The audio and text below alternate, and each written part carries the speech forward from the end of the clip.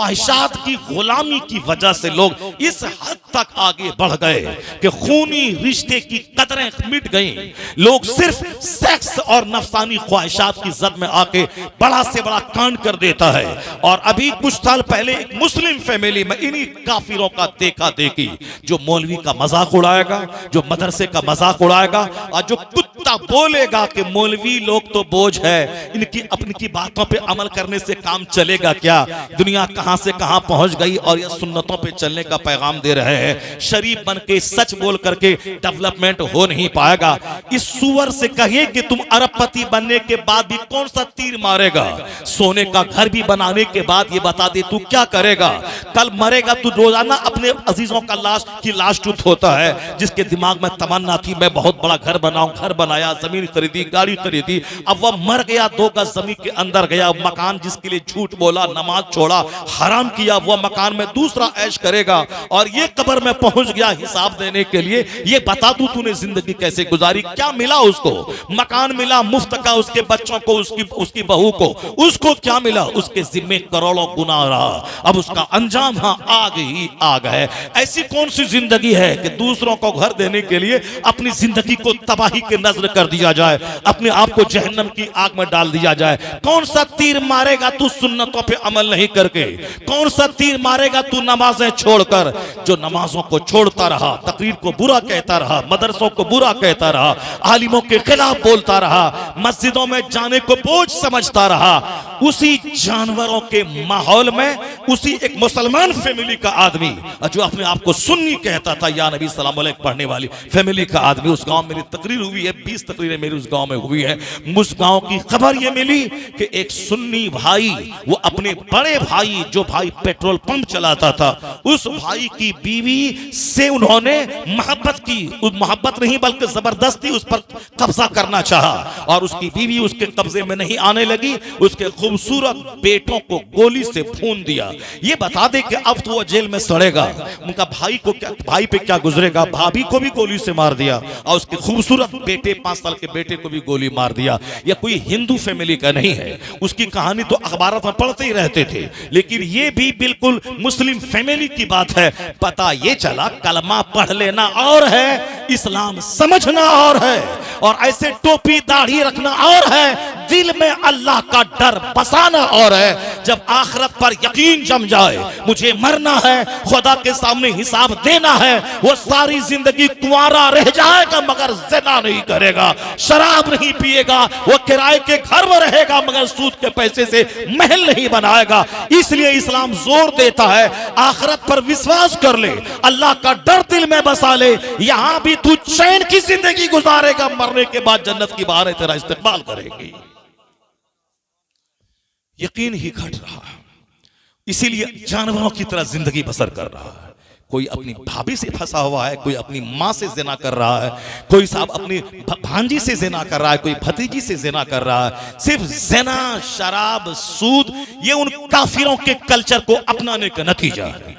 अगर हम कहते हैं कि अंग्रेजों का लिबास मत पहन, हम कहते हैं अंग्रेजों की तरफ बेपर्दा अपनी बहू बेटी को मत घुमा, कहते हैं मौलाना की बातों पे चलने से आदमी आजादी से महरूम हो जाएगा, तो मौलाना की बात पे चलने से महरूम हो जाएगा।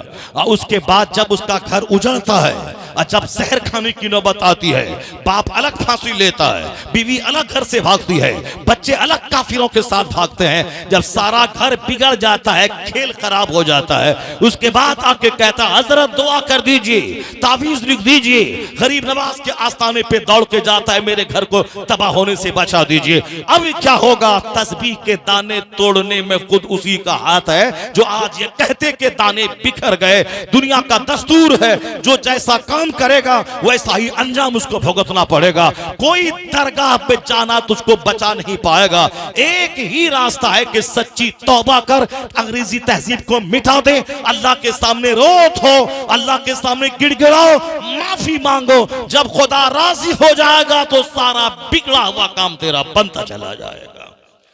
कोई रास्ता नहीं है इसके लिए, कोई तावीज न कोई गंडा।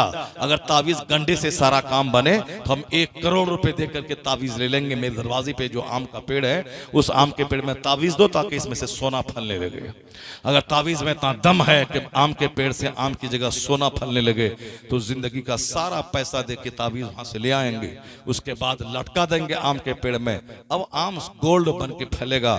एक आम तोड़ेंगे, बेचेंगे, अपना आराम से घर मकान गाड़ी छकड़ा सब होगा, मस्ती करेंगे। गेहूं के खेत में डाल देंगे तावीज, गेहूं की जगह बासमती चावल वहां से निकल जाएगा। और साहब धान के खेत में डाल देंगे, वहां से अखरोट की खेती हो जाएगी। ऐसा नहीं होता है कि तावीज डालेंगे आम लीची बन जाएगा। ऐसा नहीं कि तावीज डालेंगे तो गेहूं चावल बन जाएगा।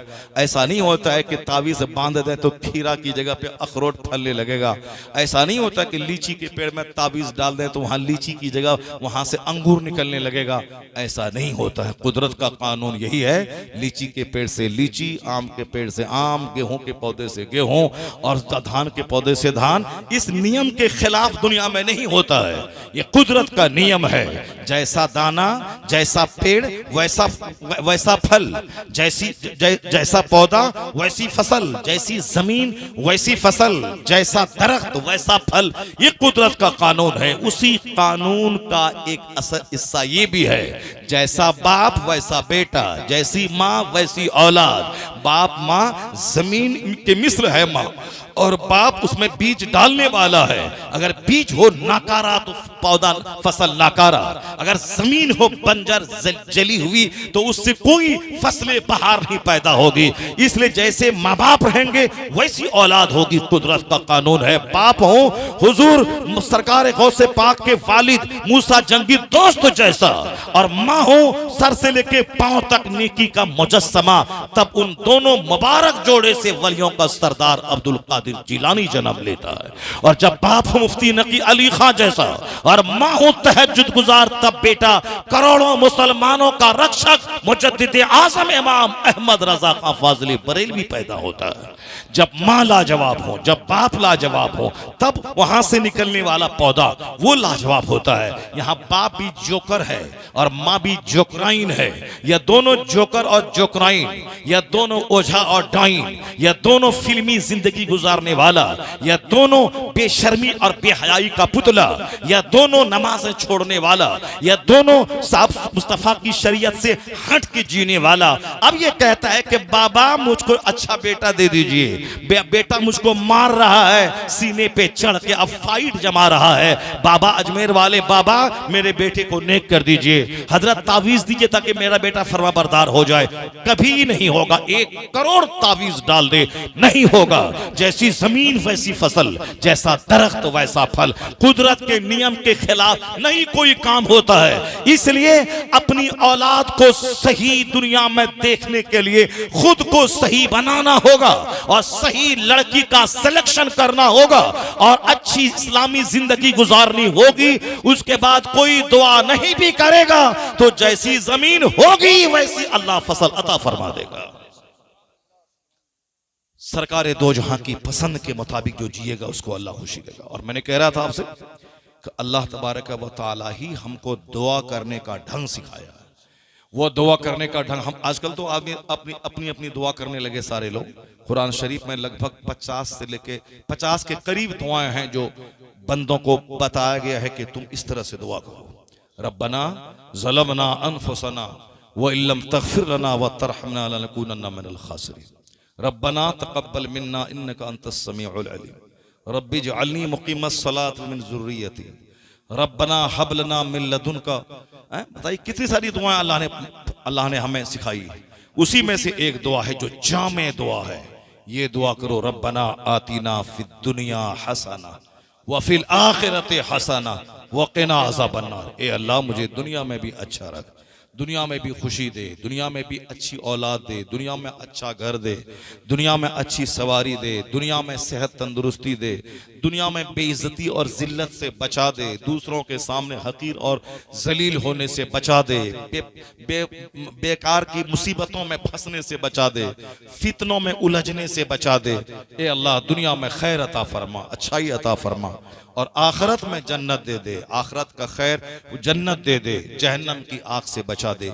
ये है जामे दुआ जिसको नमाज के अंदर भी मांगना चाहिए, नमाज के बाहर भी मांगना चाहिए। एक बार नहीं बल्कि 7 बार मांगनी चाहिए। 7 बार नहीं 100 बार। जब दिल बेहतर हो, आंख से आंसू निकले सजदे में 100 बार मांगे। किसी से मांगने के लिए 2-4 बार 10 बार मांगना पड़ता है, और अल्लाह रब्बुल इज्जत अरहमुर राहिमीन है, उससे जितनी बार मांगोगे अल्लाह तबारक व तआला अता फरमाएगा। तो ये दुआ अल्लाह ने सिखाया है कि दुनिया में भी अच्छा रहो। दुनिया में अच्छा रहने का मतलब है कि यहाँ औलाद की तरफ से ठंडक दिल को पहुंचे, और ये दुआ भी कुरान शरीफ में अल्लाह ने सिखाया है। ये अल्लाह मुझे वो औलाद अता फरमा जो मेरी आंखों के लिए ठंडक हो, और फिर लिल मुत्तकीन इमामा, और मुत्तकीन के लिए इमाम हो। इलाही मुझे फल फ्रूट्स में से रोजी दे। ये सारी दुआएं अल्लाह ने दी है। इमाम साहब को मस्जिद में चाहिए 5 नमाजों के बाद कुरान पाक में जो दुआ है, दुआ मासूरा, वो दुआ पढ़े। ये शेर पढ़ना शुरू कर देता है, ये वो अशार यानी शेर गाने लगते हैं, गजल और नज़्म पढ़ने लगते हैं। नज़्म मत पढ़ो, बल्कि कुरान पाक की दुआ पहले पढ़ो। हदीस पाक में जो दुआ अल्लाह के रसूल ने बयान फरमाई है वो दुआ पढ़ो। हुजूर ने फरमाया, बोलो अल्लाहुम्मा इन्नी ज़लमतु नफ्सी ज़ुल्मन कसीरन वला यग़फिरु ज़ुनूब इल्ला अंत फ़ग़फ़िरली। ये हुजूर ने ये सिखाया है कि कहो या अल्लाह हमने जुल्म किया है, बहुत जुल्म किया है, इलाही सिवाय तेरे कोई मुझे माफ नहीं करेगा, तू मुझे माफ फरमा दे। कितनी प्यारी दुआ है, ये हुजूर ने सिखाई। ये दुआ मांगनी चाहिए कि नहीं। वो शेर पढ़ता है दुआ में, शेर पढ़ रहा है, शेर पढ़ने लगता है। कभी अजमेर भाग जाता है, कभी बगदाद शरीफ भाग जाता है। तो अजमेर की दुआ करना है, बेहक़ उस्मान हारूनी मदद कुन या मुइनुद्दीन चिश्ती, ये दुआ करनी है तो अपने बंद कमरे में 1 लाख बार पढ़ो ना इसको। तो या शेख अब्दुल कादिर जिलानी शैअन लिल्लाह या करना है तो अपने कमरे में 1 लाख बार 1 करोड़ बार वजीफा करो, उसका पढ़ो। ये नमाज पंजगाना के बाद नमाज अदा हुई है, और उसके बाद मुख्तसर दुआ करनी है। तो मुख्तसर दुआ में शेर क्यों पढ़ता है? मुख्तसर दुआ में कुरान पाक की जो दुआ सिखाई है वो दुआ पढ़ो। सबसे जामे दुआ है रब्बना आतीना फिद दुनिया हसना व फिल आखिरत हसना। अगर अल्लाह ताला हमारे लिए चाहता कि दुनिया में जैसे तैसे जियो, भीख मांगो, दुनिया में अच्छा कपड़ा मत पहनो, दुनिया में अच्छा खाना मत खाओ, दुनिया में काफिरों के मुकाबले में तुम झोपड़ी में रहो, दुनिया में तुम जैसे मैले कुचले रहो, साबुन मत लगाओ, तेल मत लगाओ, अपना कंघी मत करो, आईना मत देखो, क्योंकि तुमको जन्नत जाना है। तुमको अच्छा कपड़ा पहनने से क्या मतलब है? मत पहनो, जन्नत की तैयारी करो। यहाँ जैसे मैले कुचले रह जाओ, फूस के घर में रह जाओ, बाल बच्चे को ऐसे ही फटा पुराना कपड़ा पहनाओ, और जन्नत तो तुमको मिलने वाली है। अगर अल्लाह तबारक व तआला ये हमसे चाहता तो कभी ये दुआ नहीं सिखाता कि रब्बना आतीना फिद दुनिया हसना। आप कभी समझे कि नहीं समझा? जब समझे तो कुछ बोलिए ना, जरा जोर से बोले सुभान अल्लाह। हाँ माशाअल्लाह, बड़े अच्छे लोग हैं, बड़े अच्छे सामाईन हैं। अगर आप लोग इस तरह से सुनते रहे तो रात भर फजर तक मैं सुनाता रहूंगा। सुभान अल्लाह सुभान। इस तरह से तकरीर लोग सुनते कहाँ हैं? लोग तो वो हाथ पैर उठाने वाली तकरीर सुनते हैं। आजकल बहुत सारे लोग तकरीर में रोने लगते हैं। एक नया ट्रेंड चला हुआ है, एक आजकल तकरीर का एक नया ट्रेंड चला हुआ है, तकरीर में रोना है। बताइए, तकरीर में रोना है? तकरीर रोने के लिए होती है? तकरीर में रोना है कि दुआ में रोना है? रात में तहज्जुद के टाइम में रोना है? तहज्जुद में तो पढ़ना नहीं है, वहां तो रोना नहीं है, पब्लिक के सामने रोना है। पब्लिक के सामने रोना है, और पब्लिक के सामने इसीलिए रोना है ताकि बोले भाई मौलाना साहब बड़ी अच्छी तकरीर करते हैं, रुला देते हैं। और पब्लिक भी बोलता है वो रुला देते हैं, उनको बुलाना है। तो अब जब रुला देते हैं, उनको बुलाना है, तो अब वो फिल्म का एक्टर जो हीरो सब होता है, कभी हंसता है कभी रोता है। फिल्म में होता है ना ऐसा, कभी रोता है कभी हंसता है, कभी रोने वाला सीन कभी हंसने वाला सीन वो लोग होता है, फिल्म में ऐसा करता है लोग। तो अब उसी तरह का फिल्मी एक्टिंग भी अब यहाँ स्टेज पर होने लगा। कभी रोना है, अब फटाक 2-5 मिनट के बाद फिर हंसने लगना है, फिर उसके बाद वजीफा छोड़ देना है। ये क्या चीज है? ये सब क्या हो रहा है? हजरत हसन बसरी रदी अल्लाह ताला अन्हु कहते हैं कि जो भरे मजमे में कहे कि मैं तो जाहिल हूँ, मैं तो कुछ नहीं हूँ। हसन बसरी वलियों के सरदार हैं।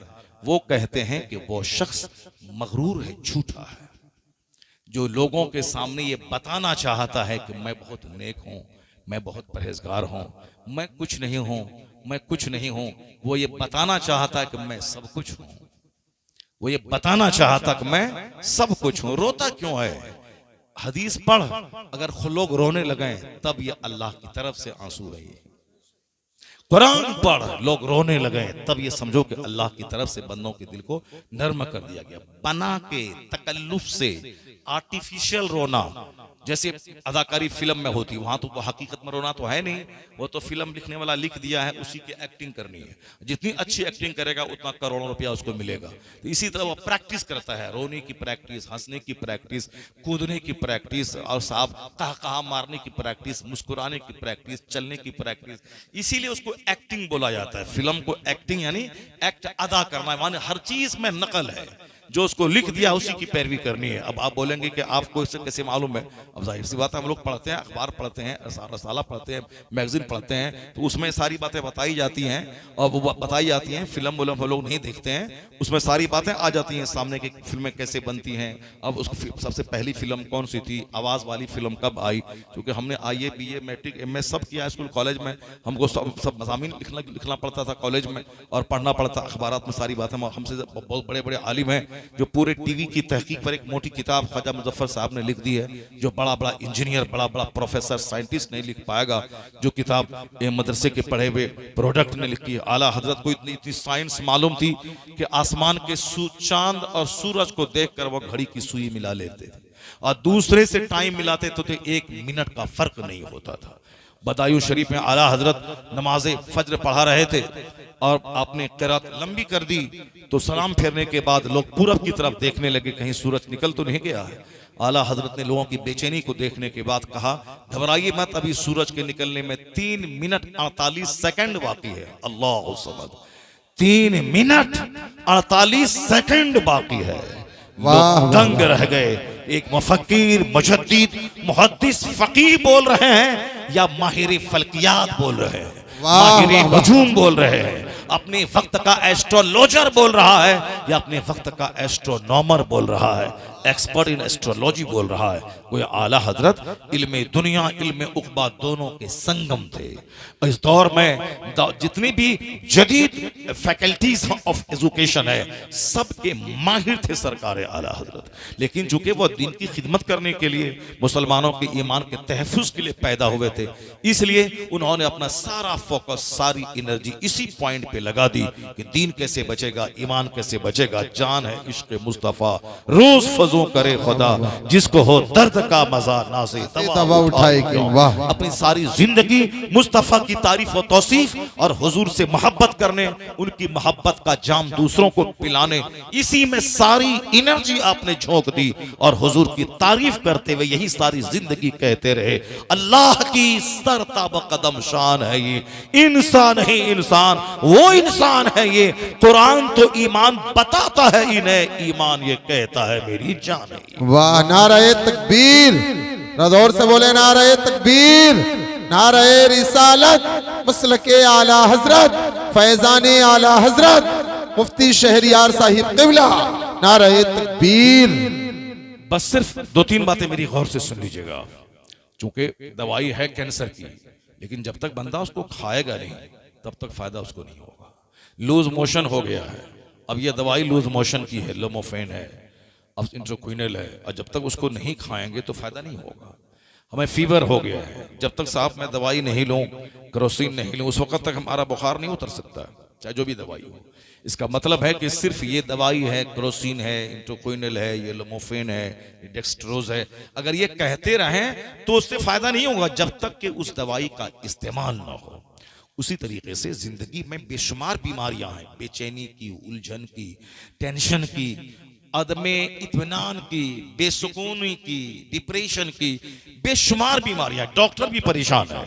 अब तो 2-4-5 बीमारी, बड़ी बड़ी बीमारी हो गई। अब तो सैकड़ों बीमारियां हैं, मगर बड़ी बड़ी बीमारी 4-5 ही रह गई। एक शुगर रह गई है, कैंसर है, एक किडनी खराब हो रही है, असाब आंत की खराबी है, लीवर ट्रांसप्लांट है, लंग्स की खराबी है, गुर्दा फेल हो गया। अब साहब क्या है कि वो पैरालिसिस, फालिज का हमला हो गया, VP हाई होगी। बस ये 2-4-5 बड़ी बड़ी बीमारी हैं, और सारे डॉक्टर इसी पे पैसा लूट रहे हैं, करोड़ों रुपए कमा रहे हैं। दिल्ली में 1000 हॉस्पिटल होगा जिसमें हार्ट डिजीज का इलाज है। कदम कदम पे सिर्फ कार्डियोलॉजिस्ट, कार्डियोलॉजिस्ट, कार्डियोलॉजिस्ट। दिल की बीमारी, दिल की बीमारी, दिल की बीमारी बढ़ रही है पूरे हिंदुस्तान में। और आपको यकीन होना चाहिए, मालूम होना चाहिए कि दिल की बीमारी का इलाज क्या है? सिर्फ है वही इलाज। डॉक्टर ने जो दवाई दी है उससे और बीमारी बढ़ रही है। 5 साल दवाई खाया, उसके बाद साहब हार्ट जवाब दे दिया, अब उसमें क्या क्या क्या बोलता है उसको, स्टैंड लगाइए उसमें। हमारी हकीम साहब है माशाल्लाह सुभान अल्लाह, 30 किलोमीटर दूर से चल के आए, बड़ी मोहब्बत करते हैं, मेरी तकरीर बहुत गौर से सुनते हैं, रोजाना सुनते हैं, और मोहब्बत में मिलने के लिए यहाँ आ गए, 30 किलोमीटर दूर से आ गए। और जलालपुर खास जलाल है यहाँ लोगों के पास, इसे अगर सारे लोग अगर आ गए होते तो सारा पंडाल भर गया होता। जहाँ तक दरी बिछी है सब दरी में जगह नहीं मिलती। जलाल है ना, जलालपुर में जलाल है लोगों को। मौलाना शहरियार आज पहली बार आया है, नहीं उन जलालियों के नजदीक में, ये तो हर हफ्ते आते रहते हैं, क्या सुनेंगे उनकी बात। ये तो हर जुमा के दिन खिताब करते हैं, हर महीने में 5 बार आते हैं, इसीलिए हमने बहुत सुना है। जो आदमी नहीं सुनने के लिए आएगा, जिस आदमी को शौक होगा तकरीर सुनने का, आलिमों को सुनने का, जो पहली बार जो आ रहा है, जरा देखें, जरा 5 मिनट बैठ के सुने कि क्या बोलता है। अब 5-10 मिनट बैठा, अब नहीं उस बेकार की बात कर रहा है, चला गया तो ठीक है, चलो ठीक है। लेकिन जो आया ही नहीं, ये जानने के बावजूद कि जिंदगी में पहली बार जलालपुर वो आ रहा है, तो चलो कम से कम देख लें कैसा है मौलवी साहब, क्या क्या बोलता है वो। 2 मिनट रहे, सुने, उसके बाद चले आए। नहीं, वो अपना कुछ नहीं, चाहे वो शहरियार साहब आए कि सलमान अजहरी आए कि कोई आए, कुछ नहीं, हमको तो सुनना उन्ना है नहीं। जैसी जिंदगी हम गुजार रहे हैं वैसे ही गुजारना है। माल कहाँ से आएगा, सुबह से लेकर शाम तक, रात में सपना भी वही देखता है, माल कहाँ से आएगा, माल कहाँ, माल माल करते करते मर जाता है और अब कब्र में चला जाता है। न ठीक से खा पाता है, न ठीक से अच्छी टोपी पहन पाता है, न ठीक से जलसे में 2 घंटा बैठ के जी भर के नबी की हदीस सुन पाता है, न मस्जिद में 2 घंटा टाइम दे के जी भर के सजदा किया, न सजदा किया, न तिलावत किया, न तकरीर सुनी, न दरूद पढ़ा, न जिक्र किया, न कुरान पाक कायदे से सुनी, मर गया मरदूद, चला गया दुनिया से। 100 एकड़ जमीन खरीदा था, अब कब्र 2 गज जमीन में, 2 गज जमीन हुई। एक मजदूर भी तुम्हारे जलालपुर का, वो भी मरता है तो 2 गज जमीन, और 100 बीघा जमीन खरीदने से क्या फायदा, वो मरा, वो भी 2 गज जमीन। अगर 100 एकड़ जमीन खरीदने वाले की कब्र अगर 5 कट्ठा में बन जाती, 5 बिस्सा में, तो चलो ठीक है, ये मालदार आदमी है तो 5 बिस्सा में खबर इसी बनी है। ये मालदार आदमी है तो 50 मीटर कपड़े में कफन दिया गया है। ये मालदार आदमी है तो रेशमी कफन इसको दिया गया है। एक मजदूर जो गाय चराता रहा सारी जिंदगी, वो भी वही सफेद सूती का कफन, वही 2 गज जमीन। जो मार धाड़ करके हराम हलाल की तमीज खो के, झूठ बोल के, साहब दूसरों का हक मार करके 100 बीघा जमीन खरीदा, वो भी 2 गज जमीन में गया, अंदर गया, सड़ गया। जब अंजाम एक है, माँ के पेट से पैदा हुआ, 9 महीना माँ का माहवारी खून खा के, अमीर का बच्चा भी गरीब का बच्चा भी, और सारी जिंदगी पेट में 2 लीटर पेशाब पखाना लेके ढोता रहा, मजदूर का बच्चा भी, बादशाह के बच्चा भी, और दोनों मरा, वही सफेद कफन पहन के कब्र में गया, 2 गज जमीन, अमीर का बच्चा भी, गाय चराने वाले का बच्चा भी। फिर क्या है ये जिंदगी, इब्तदा एक जैसी, इंतहा एक जैसी, फिर ये क्या है, मैं हूं मैं हूं मैं हूं, ये क्या है। और जो मैं करता है, कितनी जिल्लतें, कितनी रुसवाइयां, कितनी तकलीफें, कितने टेंशन में जीना पड़ता है। इसलिए कहा गया हल्का फुल्का रहो, और हदीस में आया है, तुम अल्लाह की दी हुई थोड़ी सी रोजी पे राजी हो जा, अल्लाह कयामत के दिन तुम्हारे थोड़े अमल पे राजी हो जाए। वाह वाह, नारे तकबीर, नारे रिसालत, मुफ्ती शहरियार साहिब क़िबला मसलके आला हजरत, नारे तकबीर, नारे रिसालत। बातें तो बहुत सारी हो सकती हैं, लेकिन बस 2-3 बातें सिर्फ सुनिए और घर जाइए। एक बात यही है कि अल्लाह रब्बुल इज्जत ये नहीं चाहता कि मैं जैसे तैसे घटिया और जिंदगी गुजारूं। अल्लाह चाहता है कि तुम अच्छे रहो, तुम खूबसूरत कपड़ा पहनो, तुम सर में तेल लगाओ, तुम आंखों में सुरमा भी लगाओ, हर जुमा के दिन नाखून काटो, जुल्फ भी रखो। अभी ना बाल, हम लोग उम्रा में जाते हैं तो बाल मुंडा लेते हैं, और अभी बाल बड़ा भी नहीं होने पाता। सरकार का करम होता है ऐसा कि जहाँ बाल बड़ा होने पाया, फिर चले गए सरकार के बारगाह में, और फिर बाल मुंड के चले आए वहाँ से। वरना हमारा जो फोटो है, वो जो IAB MA किया उसमें, और उसमें देखें बिल्कुल जैसे वो कहाँ गए, वो आकिल साहब का बाल देखें कितना खूबसूरत है, जुल्फ है और बिल्कुल काला काला बाल।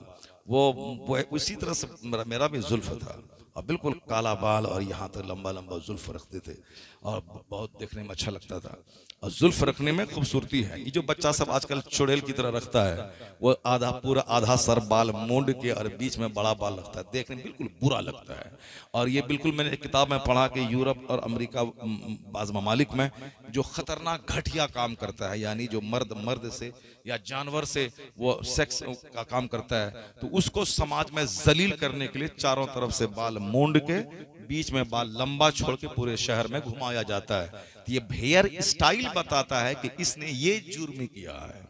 ये हेयर स्टाइल बोला नहीं जाता कि फलाने क्या, उसका बाल का बनाने का अंदाज ही बताता है कि इसने ये काम किया है, ये जुर्म किया है। तो ये हेयर स्टाइल जो अभी प्रचलित हो गया पूरी दुनिया में, अब सही है कि गलत है हमने अखबार में पढ़ा है, वल्लाह आलम इस-सवाब क्या है नहीं है, तो हमने पढ़ा है उसको। तो अब बताइए कि कितना खतरनाक हिस्ट्री है इस बाल के हेयर इस स्टाइल की। मगर पता नहीं कि कौन सी नजर लग गई, अरब ममालिक में जाके देखे यही स्टाइल है, हिंदुस्तान में हिंदुओं को देखे वही स्टाइल है, क्रिश्चियन वही स्टाइल है, चाइना में देखिए वही स्टाइल है, हिंदुस्तान के मुस्लिम फैमिली में देखिए वही स्टाइल है। अभी मैंने एक बच्चा को देखा, जो बच्चा 8-9 साल का होगा, वो भी उसी तरह की स्टाइल है, बाल काटे हुआ है। कल एक आदमी हमसे मिलने के लिए आया और उस टोपी पहने था, टोपी में तो सारा बाल जो बड़ा था सर का वो छुपा हुआ था। तो एक दूसरा बच्चा बोला, हजरत इसकी टोपी के नीचे देखिए ना, टोपी उठवाइए ना इससे। टोपी जब उठाया तो बस वही कट बाल था, चारों तरफ से बाल मुंडा हुआ और बाल उसी तरह से बड़ा हुआ। एक आम ट्रेंड हो गया है, कोई सोचना नहीं चाहता कि आखिर ये किसकी नकल में मैं रख रहा हूं। बाल पूरे सर में बराबर रखना सुन्नत है और जुल्फ रखना सरकार की सुन्नत है, और जुल्फ जो रखे वो तेल लगाए। हुजूर ने एक शख्स को देखा, उसके बाल उलझे हुए हैं, तो आका ने फरमाया कि जब बाल रखे हो तो बाल का हक अदा करो। सुभान अल्लाह। हक यह है कि उसमें तेल लगाओ और कंघी करो, बीच में मांग निकालो, कंघी करो और कंघी करो, ये बाल का हक है, तेल लगाओ। और हुजूर सल्लल्लाहु अलैहि वसल्लम इस कदर तेल लगाते थे सर में कि अपने सर में अमामा के नीचे एक रुमाल, एक कपड़ा बांधते थे और उसके ऊपर में अमामा बांधते थे, और जब वो कपड़ा खोलते थे तो हदीस में ये लफ्ज आया है, तो तेली का कपड़ा मालूम होता था। अल्लाह समद, क्या मतलब? जिस तरह तेल बेचने वाले लोग जो जिसका कपड़ा बिल्कुल तेल से चिपका हुआ रहता है, सरकार चूंकि कसरत से तेल लगाते थे और उसके ऊपर वो कपड़ा बांधते थे, फिर उसके ऊपर में आप टोपी पहन के अमामा बांधते थे, और जब कभी अमामा खोलते, उस कपड़े को खोलते, पूरा कपड़ा तेल से भरा हुआ रहता था। और आज अमेरिका यूरोप की मैंने किताब में पढ़ी है कि वैज्ञानिकों की रिसर्च है कि पागलपन की बीमारी में जितने भी कारण हो सकते हैं, जितने भी मेजर रीजंस हो सकते हैं, उसमें एक कारण होता है सर का सूखा रहना। पागलपन की बीमारी को दावत देता है, और पागलों को, जो नीम पागलों को कसरत से अमेरिका और यूरोप के हॉस्पिटल में रोजाना सुबह से लेकर शाम तक कई बार बहुत ज्यादा तेल लगाया जाता है, वह तेल के दिमाग की सारी रगों में सरायत कर जाए। उस डॉक्टरों ने उसका रिजल्ट बताया है कि कसरत से तेल लगाने की वजह से मेंटल डिजीज अच्छे हो गए, जो दिमागी अमराज के जो मरीज थे वो सब अच्छे हो गए हैं। पता चला कि हुजूर की सुन्नत है सर में तेल लगाना, और आका अलैहिस्सलाम कसरत से तेल लगाते थे। एक तो बाल काला और बाल खूबसूरत, और दूसरा सबसे बड़ा बेनिफिट कि जो सरकार की सुन्नत पे अमल करते हुए तेल लगाएगा, वह दिमागी अमराज यानी पागलपन की बीमारी से महफूज हो जाएगा।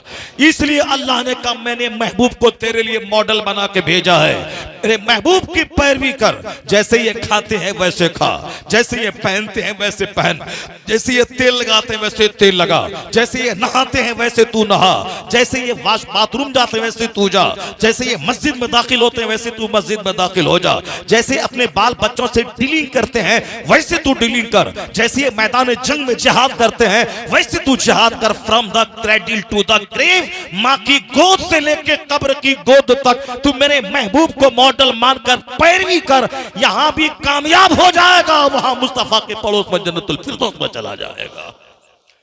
जिंदगी हसीन हो जाएगी, जिंदगी खूबसूरत हो जाएगी। इन्नल्लाह जमीलुन युहिब्बुल जमाल, अल्लाह जमील है, खूबसूरती को पसंद फरमाता है। यह हदीस में आया है, यह हदीस पाक का टुकड़ा उस हदीस पाक में है।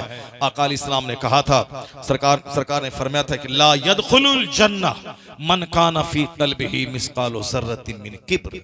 हदीस में आया है कि राई बराबर भी किसी के सीने में घमंड रहा तो वह शख्स जन्नत में नहीं दाखिल होगा। राई बराबर भी जिसके सीने में घमंड रहा वह शख्स जन्नत में दाखिल नहीं होगा। अब यहाँ मकान, दुकान, गाड़ी, अपना खूबसूरत गेट, हमने स्टील का गेट लगवाया है 1.5 लाख का। कौन है पूरे जलालपुर खास में जो हमारी तरह गेट लगाया हो? कोई गेट पे घमंड कर रहा है, कोई गाड़ी पे घमंड कर रहा है, कोई ब्राडो घड़ी पे घमंड कर रहा है, कोई अपनी शादी में 50 स्कॉर्पियो लेके गया उस पे घमंड कर रहा है। घमंड घमंड घमंड। कोई मस्जिद के मुतवल्ली बनने पे घमंड कर रहा है, कोई मदरसा के मैनेजर बनने पे घमंड कर रहा है, कोई अच्छा खाने पीने बाल बच्चे की नौकरी पे घमंड कर रहा है। और जहां अल्लाह 2-4 साल के बाद घमंड तोड़ देता है और फिर जब उसकी नेमत छिन जाती है तो फिर मौलाना साहब को बोला कि माफी मांगने लगता है, दुआ करवाने लगता है। उसके बाद अपने आप को बोलता है हम क्या करें, अल्लाह हमको जलील कर दिया, इज्जत दिया था, समाज में बड़ी पूछ थी, दौलत थी, अब तो दौलत भी छिन गए, हम जलील हो गए। अल्लाह क्या कहता है जब मैं बंदे को नेमत देता हूं तो ये कहता है मेरा बंदा इन्ना रब्बी अक्रमन, मेरे रब ने मेरी इज्जत की। उसके बाद अपने मन से जीने लगता है। और जब अल्लाह उसकी दौलत को छीन लेता है, नेमतों को, तो ये क्या बोलता, इन्ना रब्बी अहानन, मेरे रब ने मुझको जलील कर दिया, मेरे रब ने मुझको जलील कर दिया। तो अल्लाह आगे कहता मैंने जलील नहीं किया है, तूने जलील होने का सामान खुद से पैदा किया है। कल्ला बल्ला तुकरिमून अल यतीम वला तहाद्दून अला तामिल मिस्कीन। अल्लाह फरमाता है कि हरगिज नहीं, बल्कि तुम यतीमों की इज्जत नहीं करते, तुम मिस्कीनों को धक्के देते हो, उसको खाना नहीं खिलाते हो, वारिसों का माल खाते हो। व ताकुलून तुरास अक्लन लम्मा व तुहिब्बुनल माल हुब्बन जम्मा। अल्लाह कहता है जलील तुमने खुद हुआ है। ये तुमको माल दिया था यतीमों की इज्जत करते, तुमको माल दिया था मिस्किनों की सेवा करते, तुमको माल दिया था बेशुमार लोगों का हक उसमें रख दिया है, उन सबों का हक अदा करते, मगर तुमने दांत से पकड़ पकड़ के रखा। व ताकुलून तुरास अक्लन लम्मा, तुमने अपने चचा का हक दबाया, तुमने अपनी फूफी का हक दबाया, तुमने अपनी बहन का हक दबाया। बहन का हक था बाप के छोड़े हुए माल में, मगर तुमने बहन को नहीं दिया।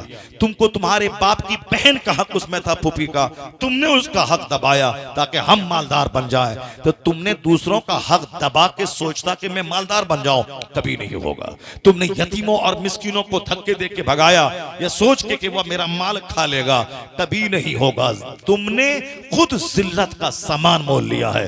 हमने कहा है ना, यतीम को दो, मिस्किन को खिलाओ, अपने माँ बाप की खिदमत करो, हकदारों का हक निकालो, ज़कात निकालो, फितरा निकालो, कुर्बानी करो, मिस्किनों गरीबों को नफल खैरात करते रहो। एक दोगे मैं 10 दूंगा, तुम 10 खर्च करोगे मैं 100 दूंगा। तुमको यकीन नहीं था कि खर्चा करेंगे 10 तो 100 कैसे मिलेगा। अब जब यकीन नहीं था, यतीमों को तुमने मारा, वारिसों का हक तुमने खाया और पैसा को पकड़ पकड़ के दांत से रखा, खर्चा करेंगे तो निकल जाएगा, फिर माल घट जाएगा, तो तुमने दांत से पकड़ पकड़ के रखा। वह तुहिब्बुनल माल हुब्बन जम्मा, सख्त मोहब्बत तुमने माल से किया। मेरा माल सेव करके रखा, बढ़ाने के लिए तुमने माल को फिक्स डिपॉजिट किया। मेरा माल। अब अगर अल्लाह ने तेरी नेमत छीन ली, अल्लाह ने दरवाजे नेमत के बंद कर दिए, तू कहता है कि मेरे रब ने मुझको जलील कर दिया। मैंने जलील नहीं किया है, तुम खुद जलील हुए हो। आज भी अगर चाहते हो कि दौलत बढ़ती रहे तो दांत से पकड़ने से दौलत नहीं बढ़ती है, दौलत खर्च करते रहो, अल्लाह देता रहेगा, दौलत बढ़ाता रहेगा।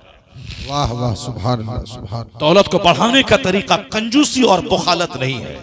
दौलत के बढ़ाने का तरीका है खर्च करना, माँ बाप की खिदमत करना, भाई बहन को देना, अपने गरीब मिस्कीन भाइयों और बहनों को देना। यह है मुस्तफ़ा जान रहमत के तरीके पे अमल करने का इनाम है। अल्लाह तबारक व तआला चाहता है कि नेमतें बढ़े और तू अपने आप को मगरूर मत बनाना, बल्कि नेमत चूंकि अल्लाह ने दिया है, तुम्हारा इसमें क्या रोल है। बहुत सारे लोग 8 घंटे तक खेत में हल चलाते हैं, 200 रुपए कमाते हैं, और तुम 2 घंटे में 2 लाख रुपए कमा रहे हो। इसमें तेरा रोल नहीं है। मैं जिसे चाहता हूं बेहिसाब रोजी देता हूं, मैं जिसे चाहता हूं घटा देता हूं। तो अल्लाह रब्बुल इज्जत जिसे चाहता है बेहिसाब देता है। और तुमने कहा कि हमने यूं तीर मारा, हमने वो तीर मारा, हमने ये मेहनत की, हमने रात रात भर जागा, हमने साहब घर से बेघर होकर सऊदी अरब में ऊंट चराया, वहां धूप में रहे, पानी नहीं पिया, रात रात भर जागे, 16 घंटा ओवर टाइम लगा के मैंने काम किया, तब ये घर बना है। तो सारा क्रेडिट तुमने अपने सर पे ले लिया। तुमने ये नहीं बोला कि भाई मैं तो बस एक तदबीर, एक हिकमत कर रहा हूं। अल्लाह ने कहा जमीन में फैल जाओ, मैं फैल गया। बाकी नेमत जितनी मिली है वो सब अल्लाह के फजल से मिली है, मेरी मेहनतों का कोई दखल नहीं है। मेहनत तो मुझसे ज्यादा लोग करते हैं, वो तो 500 रुपए कमाते हैं। अल्लाह अगर मुझे 5000 डेली देता है उसमें मेहनत का दखल नहीं है, अल्लाह के फजल का दखल है।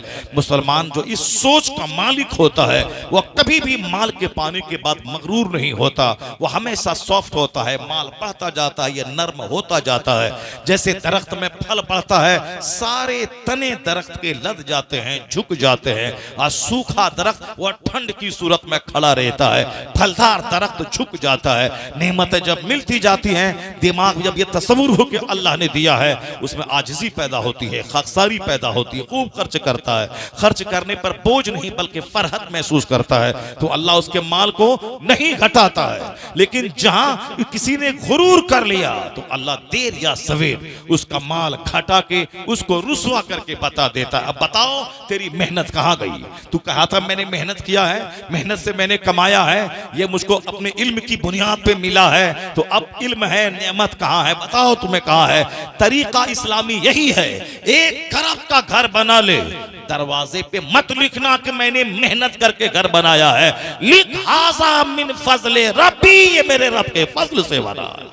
बेशक बेशक। नारे तकबीर, नारे रिसालत, मसलके आला हजरत मुफ्ती शहरियार साहिब क़िबला।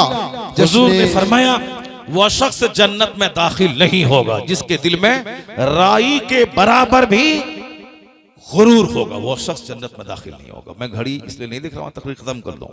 घड़ी इसलिए मैं देख रहा हूँ कि आप परेशान ना हो जाएं, इसलिए आपके लिए मैं घड़ी देख रहा हूँ, मैं अपने लिए नहीं देख रहा हूँ। मेरा तो मामूल है कि आप सुनते रहिए, अल्हम्दुलिल्लाह। अल्लाह तबारक व तआला दिमाग में बात डालता रहेगा, ताकत देता रहेगा, 2-3 घंटे तक सुनाता रहूंगा।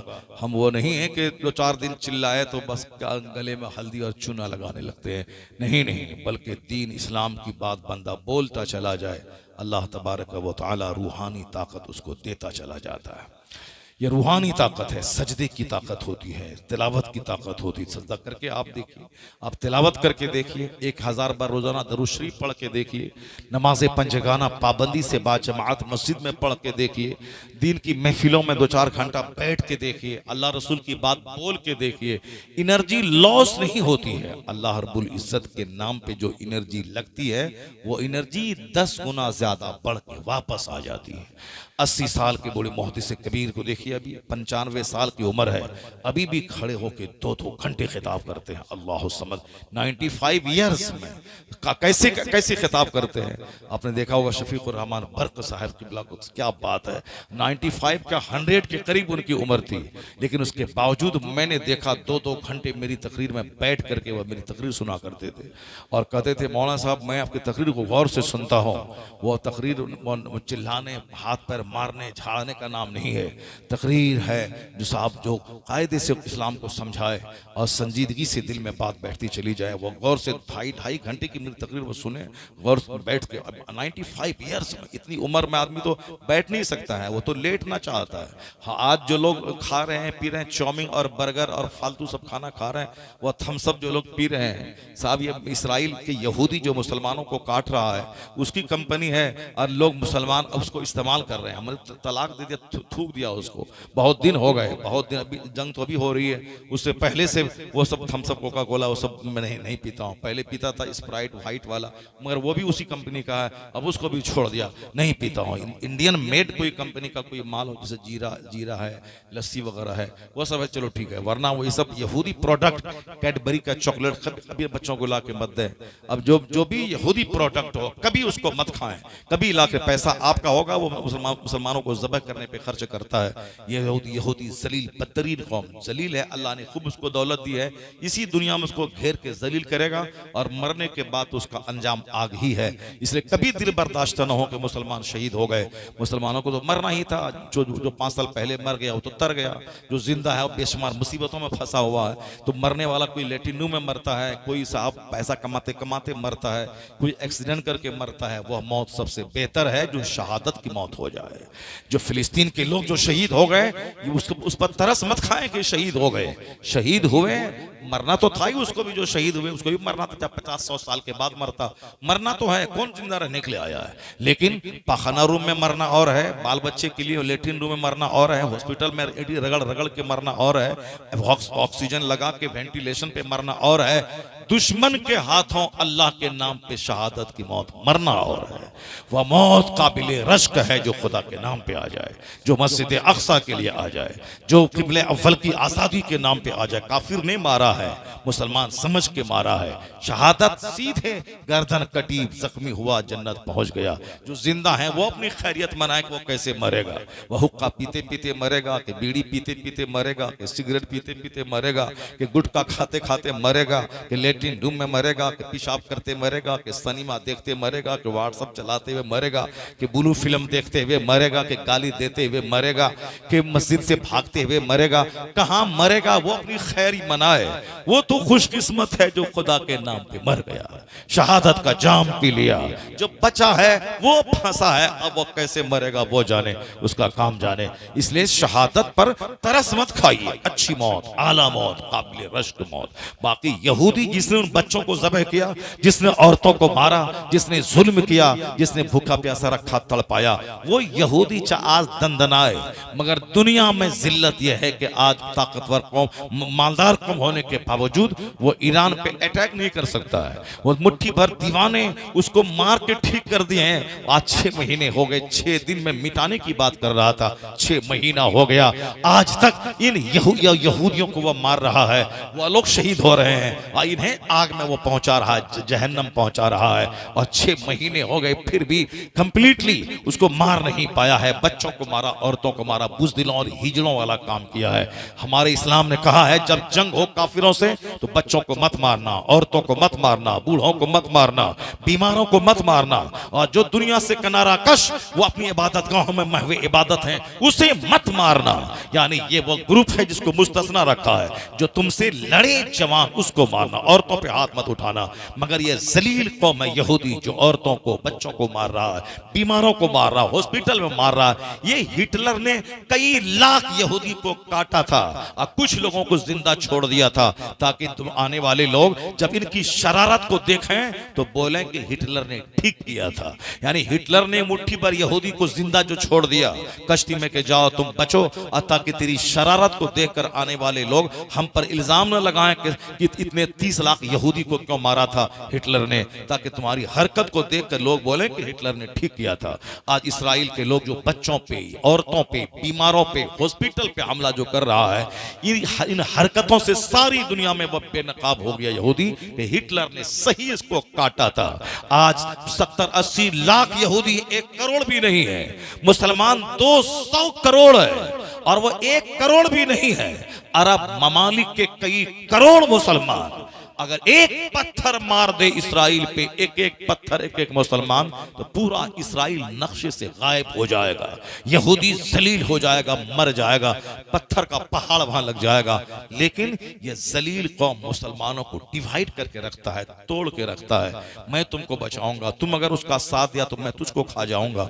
उसको बोलता है कि तुम साथ दिया तुझको बर्बाद कर दूंगा। जो हाल सद्दाम का हुआ, कर्नल कज़ाफी का हुआ, बशारुल असद का हुआ, वही अंजाम तेरा होगा, खबरदार। ये डरा के रखा है। लोग कुर्सी के लिए उस डर के मारे आपस में टूटे हैं। सद्दाम को मारा, ये तमाशा देखता रहा, अब उनको मार रहा है तो अब वो तमाशा देख रहा है। मुत्तहिद जिस दिन मुस्तफा के गुलाम हो गए, तरीके मुस्तफा को छोड़ना है वजह बर्बादी। इसी से कौम दुनिया में हुई बेइख्तिदार, अपनी मुस्तफा से हट के नफ्स की मानने लगा, इसीलिए जलील हो गए मुसलमान। और जिस दिन मुस्तफा को मानते मुत्तहिद हो जाए, या शहादत या फिर सल्तनत, अगर ये नशा लेके चला जाए तो आज आसमान से फतह नाजिल होगी, इसराइल गायब होगा, फिलिस्तीन को आजादी मिल जाएगी। बेशक नारे तकबीर। इत्तेहाद बहुत बड़ी ताकत है। आज हम भी हिंदुस्तान में कटे फटे टूटे मर रहे हैं, शेख के नाम पे, पठान के नाम पे, मुगल के नाम पे, तुर्क के नाम पे, अंसारी के नाम पे, जुलाहा के नाम पे, नदाफ के नाम पे, सब लोग सुन्नी हैं, मगर तुर्क के नाम पे, मुगल के नाम पे, शेख के नाम पे, पठान के नाम पे, नदाफ के नाम पे, जुलाहा के नाम पे, साफी के नाम पे, धोबी के नाम पे, ये सारे के सारे साहब बंजारा के नाम पे सब टूटे हुए हैं। मस्जिद में सब एक होते हैं, मस्जिद से बाहर आके फिर कहते हैं मैं नदाफ, मैं जुलाहा, मैं अंसारी, मैं शेख, मैं पठान। ये यहूदी ईसाई को बोलता है ईसाई कुछ नहीं, ले कालतिल यहूद लैसति नसारा अला शै। यहूदी कहते हैं नसरानी कुछ नहीं है, नसरानी काफिर है। वो कालतिल नसारा, नसरानी कहते हैं यहूदी काफिर है, वह 0/0 है। नसरानी यहूदी को काफिर कहता है, यहूदी नसरानी यानी क्रिश्चियन को काफिर कहता है। ये दोनों आपस में एक दूसरे को काफिर कहते हैं, मगर मुसलमान को मिटाने के लिए इसराइल और अमेरिका दोनों एक हो गए, ब्रिटेन सारे लोग एक हो गए। हमको मिटाने के लिए या एक दूसरे को काफिर कहने वाला एक हो गया, यूनाइट हो गया, हमको सिर्फ मिटाने के लिए। और एक हम हैं कि अपने को बचाने के नाम पे कुछ नहीं है, टूटे हुए हैं। पीर के नाम पे, मौलवी के नाम पे, कब्रिस्तान के नाम पे, मस्जिद के नाम पे, मदरसा के नाम पे। मुत्तहिद हो जाओ आला हजरत के नाम पे, मुत्तहिद हो जाओ गौसे आजम के नाम पे, मुत्तहिद हो जाओ मखदूम अशरफ सिमनानी के नाम पे, मुत्तहिद हो जाओ हजरत मौला अली के नाम पे, सहाबे कराम के नाम पे, मुस्तफा के नाम पे, हुजूर की मोहब्बत के नाम पे मुत्तहिद हो जाओ। या छोड़ दे सारी जंगें, नदाफ और जुलाहा और अंसारी और साथ की छोटी छोटी जंगों को छोड़ दे। और जब ये दोनों काफिर मुत्तहिद हो गए मुझको मिटाने के लिए, तुम सब यूनाइट हो जाओ, मुत्तहिद हो जाओ, तू इस्लाम बचाने के लिए। अब बोल दे तू दोनों मिला है मुझको मिटाने के लिए, अब हम सारे सुन्नी एक हो गए इस्लाम बचाने के लिए। आज जिस दिन तुम मुत्तहिद हो गए, ना कोई हिंदुस्तान में तुझे टक्कर दे पाएगा और न पूरे वर्ल्ड लेवल पर तुझे जलील कर पाएगा। सरकार दो जहां की सुन्नत, सरकार की जिंदगी मेरे लिए मॉडल है। मुस्तफा से हट के जो जीना चाहता है, इसीलिए खतरनाक बीमारी, बेशुमार रुसवाई, बेशुमार जिल्लत हो रही है। अब जरा गौर से सुनिए मेरी एक बात जो मैं कह रहा हूँ। आज शादी की महफिल है, हमारे बहुत सारे बच्चे यहाँ हैं, ये जान लीजिए कि आज 90% रिश्ता शादी ब्याह का ये बिल्कुल ही चरमरा गया है। आने वाले वक्त में मुमकिन है कि शादी ब्याह ही लोग न करें। जिस तरह यूरोप के बहुत सारे लोग ज़िना कर रहे हैं, शादी नहीं कर रहे हैं, क्योंकि शादी एक बोझ है। शादी आगे जाके टूट जाती है तलाक पे। आगे में दो पार्टी, दोनों ग्रुप के लोग केस मुकदमा में लग जाते हैं। रिश्तेदारी बहुत कम है जो पायदार और मुस्तहकम हो रही है। अक्सर रिश्तेदारियां शादी से पहले मंगनी के नाम पे 50 आइटम की मिठाइयां हैं, ये है वो है, सब है। समधी एक साथ मिलके खस्सी का जो सर होता है, उस सर को 2 टुकड़े करके समधी खाएगा, वो समधी इसको खिलाता है। आपके यहाँ होता है कि नहीं होता है? अक्सर हिंदुस्तान में ऐसा होता है। एक बैठ खाएंगे, एक पान का 2 टुकड़ा करेंगे। लेकिन जहाँ शादी हुई, शादी के बाद बस अब वो सारी मोहब्बतें खत्म होती हैं। अब दोनों खंजर लेके पीठ में भोंकने को तैयार रहता है। क्यों? हमने सोचा था कि हमको मर्सिडीज कार देगा, मगर नहीं दिया। अब बात नहीं करेंगे, उसके घर नहीं जाएंगे। हम 100 आदमी को बारात लेके गए, खाना ठीक से नहीं खिलाया, अब उसके दरवाजे पे कदम नहीं रखेंगे।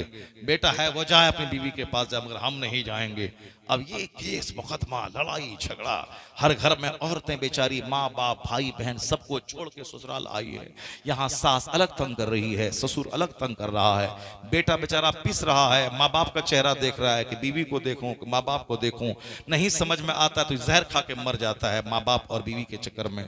अगर नहीं तो 1 साइडेड फैसला ले लेता है कि बीवी कुलिया घर से बाहर चला गया, बाहर चलो वहीं कमाएंगे खाएंगे आराम से रहेंगे। ये बुढ़ा बुढ़िया ये दोनों परेशान कर रहा है। या फिर 1 साइडेड माँ की तरफ अनसाइडेड हो गया और बीवी को गाली देने लगा, मारने लगा। अब बेचारी औरत, माँ बाप, भाई बहन, सारा संसार छोड़ के शौहर के पास आई है, और फिर शौहर भी उसका नहीं है, सास भी उसकी नहीं है, ससुर भी उसका नहीं है, देवर भी उसको डांटता है, घर के सारे लोग। ये बताएं, अब वो पेट्रोल छिड़क करके आग लगा के मर जाती है।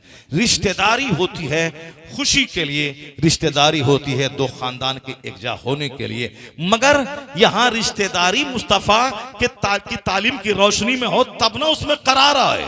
हुजूर ने कहा है कि वो शादी सबसे बेहतर है जो कम खर्च वाली शादी हो, वो शादी सबसे अच्छी है जो कम खर्च वाली हो, जो लड़की के बाप पे बोझ ना हो, वो शादी सबसे अच्छी है जो हल्की फुल्की हो, जिसके महर की रकम भी कम हो, बोझ नहीं हो शादी, वरना ज़िना आसान हो जाएगा, शादी मुश्किल हो जाएगी। हुजूर ने प्रैक्टिकल में अपनी बेटी फातिमा ज़हरा की शादी मस्जिद में चंद लोगों के बीच करके बता दिया कि मैं जो कह रहा हूं उस पर अमल करके दिखा रहा हूं। ऐसा नहीं कि हमारे लिए मुस्तफा का पैगाम है कि सिंपल करो, और अपने लिए है कि 1 लाख सहाबी को बुला करके आसमान से जन्नत से खाना मंगवाया, 1 लाख सहाबी को खिलाया, और सब जन्नत से जेवर मंगवाया, बेटी फातिमा को सर से लेके पांव तक जेवर लदवा दिया, और अपने दामाद अली को सोने का ताज पहना दिया। हमारे लिए उसूल है कि सिंपल करो, सिंपल करो। अपनी बेटी की शादी आपने खूब धूमधाम से जन्नती खजानों के साथ किया। नहीं नहीं, पूरी दुनिया में सबसे कम खर्च वाली सिंपल और सादी शादी अगर किसी की है तो मुस्तफा की बेटी सैयदा फातिमा की शादी है। मस्जिद नबवी में चंद सहाबा के बीच हुजूर ने अपनी बेटी फातिमा का निकाह मौला अली से कर दिया। वह मौला अली जिसके पास रहने का घर तक नहीं था, क्या करेगा, क्या कैसे खाएगा, कैसे मेरी बेटी को खिलाएगा, कुछ नहीं। यही तो है यकीन, यकीन मिटा। अब बेटी दर दर की ठोकर खा रही है, अरबपति में दे दिया, वहां 2-4 चप्पल सुबह, 2-4 चप्पल शाम, और शराबी 2-4 झापड़ मारता है, इसको दूसरी लड़की से मोहब्बत करता है, इसको दर दर की ठोकरें खाने के लिए छोड़ दिया है। दौलत देखा था, दौलत देख के दिया था, मेरी बेटी आराम से रहेगी। खिलाफे पैगंबर कसे रह गुजीर के हर चीज पर मंजिल न खाहत रसीद। मुस्तफा ने कहा था कि तुन कहल मरअतु लिअरबा लिमालिहा वले जमालिहा वले हसबिहा वले दीनहा फस्फर बिज़ाति दीन। हुजूर ने कहा था शादी में 4 चीजें देखी जाती हैं, लड़की का खानदान, लड़की का हुस्न खूबसूरती, लड़की का माल, लड़की का दीन। तो हुजूर ने कहा था मैं तुमसे कहता हूं कि तुम सिर्फ माल मत देखना, हुस्न मत देखना, ऊंचा खानदान मत देखना, तुम सिर्फ दीन और अखलाक देखना कि दीन है या नहीं, दीनदारी है या नहीं। मुस्तफा ने दीन देखने को कहा था। हमने खूबसूरती देखी, नाक लंबी है कि नहीं, चेहरे पे गोश्त भरा है कि नहीं, हाइट 7 फीट की, 5 फीट की, 6 फीट की है कि नहीं है। अब साहब बताएं, अक्सर औरतें आजकल औसत कद की होती हैं, बहुत अक्सर औरतें मियाना कद की होती हैं। अब जो ये 6 फीट की वह फिल्मी हीरोइन को देख देख करके ये चाहता है कि 6 फीट की लंबी मिले। अब कहां से औरतें आएंगी? अब साहब गोरी नारी मिले कहां? अक्सर औरतें काली पैदा हो रही, दरमियाना कलर की पैदा हो रही, गोरी नारी भी पैदा होती हैं, लेकिन हम रहे काला कलवा, और हम चाहते कि मेरी बेटी, मेरी बीवी होने वाली वह करीना से ज्यादा खूबसूरत रहे, वह हेमा मालिनी की तरह आ जाए। ये कलवा ये अपनी औकात में नहीं रहना चाहता है। मैं काला हूं, मैं नाटा हूं, मैं ठगना हूं, मेरे पास कोई कैपेसिटी नहीं है, और ये चाहता है कि हमें भी बीवी खूबसूरत मिले। उसी खूबसूरती के चक्कर में सारा समाज पागल है। चाहे कोई गली कुची की खूबसूरत लड़की मिल जाए, कोई तवाइफ की बेटी मिल जाए, किसी ढूंढ की बेटी मिल जाए, खूबसूरत रहे उसी को करना। और जहां 2 महीना उसके साथ रह गया, खूबसूरत चेहरा के देखा, उसके बाद फिर अब उससे हट करके भाग रहा है, मारपीट है, तलाक है, 50 टुकड़े में बांट दिया। आफ्ताब पूना वाला खूबसूरत लीन एंड थिन लड़की से मोहब्बत किया, उस वो लड़की के साथ रहा, और फिर तो जहां लड़की को यूज कर लिया, उसके बाद लड़की ने दबाव बना के मुझसे शादी कर लो, तो उन्होंने इसके 50 टुकड़े करके 50 जंगल में फेंक दिया। जज्बात में हकीकत नहीं देखा जाता है। तो आदमी सेक्सुअल डिजायर, ये मोहब्बत नहीं है, ये नफ्सानी ख्वाहिश ख्वाहिश है, ये प्रोस्टिट्यूट है, ये क्या है, ये साहब फाहिशा कहबाकारी है, ये कहबा खाना है, ये यानी तवाइफ की तरह कारोबार हो रहा है। ये मोहब्बत का रिश्ता दिल से होता है, मोहब्बत में गंदगी नहीं होती है, मोहब्बत में हाथ नहीं मिलाया जाता है, मोहब्बत में शादी से पहले मुंह नहीं चूमा जाता है, मोहब्बत में शादी से पहले होटलिंग नहीं होती है, मोहब्बत पाकीज़गी का दर्स देती है। शादी करनी है, उसकी दीनदारी, तकवा, परहेजगारी, शराफत, ऑनेस्टी, ह्यूमैनिटी को देखकर मोहब्बत दिल से हो गई तो शादी से पहले टच तक ना करे, उसके पर तस्वीर तक ना देखे, उस शादी में ठहराव है, उसमें बरकत है, क्योंकि शादी से पहले दोनों का जिस्म प्योर रहा, पाक रहा है। शादी से पहले ही सारा कर्म कर लिया है, हाथ मिला लिया, चुमा चाटी कर लिया, होटल अटेंड कर लिया। अब शादी के बाद क्या खुशी होगी उसको? शादी के बाद तो अब ये भी यूज्ड हो गया है, वह भी यूज्ड हो गई है, ये भी यूज्ड, वह भी यूज्ड। अब ये दोनों यूज्ड का जो बच्चा पैदा होगा, महा यूज्ड, ये बता दीजिए। अब जब बच्चा नाफरमान हुआ तो कहता है कि बच्चा नाफरमान हो गया।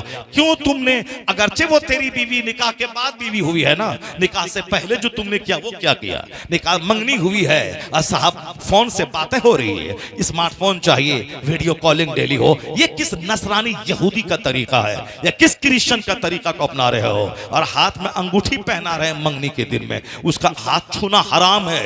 जब तक निकाह ना हो, निकाह से पहले लड़के का उसका हाथ छूना हराम है, यह छूना हराम। वो अजनबी औरत है, निकाह के बाद वो हाथ छुए के, चेहरा छुए के, कुछ भी छुए वो सब चलेगा, निकाह से पहले हाथ छूना हराम है। अंगूठी पहनाई जा रही है, कौन? फिल्मी शादी हो रही है। जब फिल्म का फिल्मी शादी हो रही है, अमिताभ की नकल हो रही है, अमेरिका के, यूरोप के यहूदी और क्रिश्चियन की नकल हो रही, फिल्मी स्टाइल की शादी हो रही। कल अगर रिश्ता टूट गया, कल अगर दोनों रिश्ते टूट गए, दोनों में दुश्मनी हो गई, लड़की भाग गई इलाका को छोड़ करके, लड़का भाग गया, रिश्ता चरमरा गया, सारा खेल तबाह हो गया। ये मत बोलना अल्लाह ने क्या कर दिया, रसूलुल्लाह ने क्या कर दिया। तुमने अल्लाह की माना कब है? तुमने रसूल पाक की माना कब है? जब खेल खराब हुआ तब मजार नजर आता है, तब तावीज नजर आती है। खिलाफे पैगंबर कसे रह गुज़ीर, जो मुस्तफा के खिलाफ रास्ता चुना है वो कभी भी मंजिल मकसूद पर नहीं पहुंचेगा। वो शादी जो मुस्तफा के फरमान के मुताबिक हो, 80 साल की बुढ़िया हो जाएगी, उम्र बढ़ती जाती है, मोहब्बत पुख्ता होती चली जाती है। वाह वाह, नारे तकबीर, नारे रिसालत, मुफ्ती शहरियार साहिब क़िबला, जश्ने शादी, नारे तकबीर। शादी हमेशा सिंपल होनी चाहिए, शादी में हमेशा सुन्नतों का ख्याल रखना चाहिए। और शादी के बाद जो लड़की घर में आई है, ऐसा नहीं कि एक तावीज़ डाल दें और दोनों जिंदगी मोहब्बत से गुजरेगी, ऐसा नहीं होता है। सरकार दो जहां की जिंदगी मॉडल इसीलिए है कि खुशहाल जिंदगी गुजारने के लिए एक दूसरे को समझना होगा, एक दूसरे की दी हुई तकलीफ पे सब्र करना होगा। सब्र सब्र सब्र, इसके अलावा और कुछ नहीं है। हुजूर ने फरमाया है कि औरतें टेढ़ी पसली से पैदा हुई हैं, तुम सीधा करना चाहोगे तो टूट जाएगी, और टूटना तलाक है। इसलिए ये टेढ़ी पसली से पैदा हुई है तो उनको उसी हालत पर रहने दे, ये बड़े काम की चीज़ है, फायदे की चीज़ है। सारा संसार छोड़ के तेरे लिए आई है, इसलिए वो ज्यादा बोलती है, सब्र करो। गुस्सा उसके पास है, सब्र करो। वो तेरे बच्चों को पालती है, वो तुझको सुकून पहुंचाती है, वो तुझको गुनाहों से रोकती है। टेढ़ी पसली से पैदा हुई है, जिद है, गुस्सा है। तुम मर्द हो, सब्र करो, घर तुम्हारा बाग बाग होता रहेगा। और अगर तुमने सोचा कि नहीं हम सीधा कर देंगे उसको, तुम मर जाओगे, कब्र में चले जाओगे। ये सीधी होने वाली नहीं है। सीधा करने का एक तरीका है, सब्र से रहो, शरीयत पे खुद अमल करो, उनको अमल करवाओ, फिर तुम्हारी आवाज पड़ोस के कान तक नहीं जाएगी। वरना हाल वही है कि पहला साल शादी का शौहर अपनी कहानी सुनाता है, हमने ये किया, हमने वो किया, इंटर किया, मैट्रिक किया, ग्रेजुएशन किया, पोस्ट ग्रेजुएशन किया, मैंने रिसर्च किया, मैंने वहां गया, वो किया, सऊदी अरब गया, इतना पैसा कमाया। वो सुनती रहती माशाल्लाह माशाल्लाह माशाल्लाह। अब अगले साल बीवी सुनाती उसको, मैंने ये किया, मैंने उससे दोस्ती की, मैंने वो फ्रेंडशिप किया, मैंने इंटर में 99% नंबर लाया, मैंने वो किया, मैंने वो किया, मेरा बाप ये है, मेरा दादा वो है, मेरा भाई वो है, मेरा खानदान वो है। अब लड़का सुनता है। और शादी के तीसरे साल ये दोनों बोलते हैं, सारा मोहल्ला सुनता है। या दोनों बोलते हैं, दोनों लड़ते हैं आपस में और सारा मोहल्ला सुनता है। इसीलिए हमारे एक मौलाना साहब ने कहा था, जब तुम लोग आपस में लड़ते हो, सारे समाज में जलील हो रहे हो, ऐसा करो बेइज्जती से बचने के लिए दोनों मियाँ बीवी अरबी सीख लो, अरबी सीखो, तुम भी सीखो वो भी सीखे, और जब दोनों आपस में लड़ोगे अरबी में तो सारा समाज बोलेगा घर में फातिहा हो रही है, घर में फातिहा हो रही है।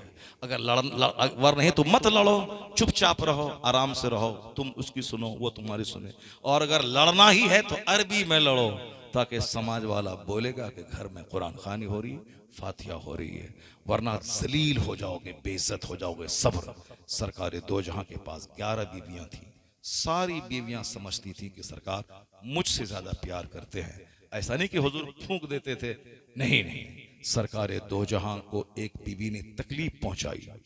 आका अलैहिस्सलाम के यहाँ सैयदा आयशा के घर ठहरे हैं, दूसरी बीवी ने खाना भेज दिया। सैयदा आयशा को गुस्सा आया कि हुजूर मेरे घर में है, वो खाना क्यों भेज दिया। एक तमाचा मारती हैं बांदी के हाथ में, पूरा प्याला टूट जाता है, सारा खाना गिर जाता है। कोई दूसरा शौहर होता तो अपनी बीवी को पिटाई करती हैं, वो भी मेरी बीवी है, तुम भी मेरी बीवी हो, अगर वो खाना भेज दिया तो फिर तुम क्यों ने उसको गिराया। मगर नहीं, हुजूर ने क़यामत तक के घर वालों को सेटलमेंट करने, उसको खुशी का तरीका सिखाने, मार्गदर्शन देने का एक ज़ाब्ता हुजूर ने दिया कि घर में नहले का जवाब दहले से मत दिया करो, बल्कि सब्र से रहो। हुजूर ने कुछ नहीं सैयदा आयशा को कहा, नीचे बैठ गए, ये प्याले जितने टुकड़े हुए प्याले के टुकड़े थे सबको जमा करने लगे, और कहा क्या, वो जो बांदी आई थी खाना देने के लिए लौंडी, उनसे आपने कहा कि देखो तुम्हारी अम्मी को गुस्सा आ गया। इसके अलावा कुछ नहीं कहा, बल्कि आपने टूटे हुए टुकड़े को जमा करना शुरू किया। सैयदा आयशा का राह से रहा नहीं गया, दिल हिल गया। हुजूर की खामोशी, हुजूर के सब्र को देखकर वो टूट गई, सामने आ गई, कहा सरकार खता हो गई, अब इसकी माफी कैसे होगी। हुजूर ने कहा इसी तरह के बर्तन में इसी तरह का खाना तेरे जुर्म की तलाफी है। सैयदा आयशा ने बाजार से वैसा ही बर्तन मंगवाया, वैसा ही खाना मंगवाया, खाना बनाया और भिजवा दिया।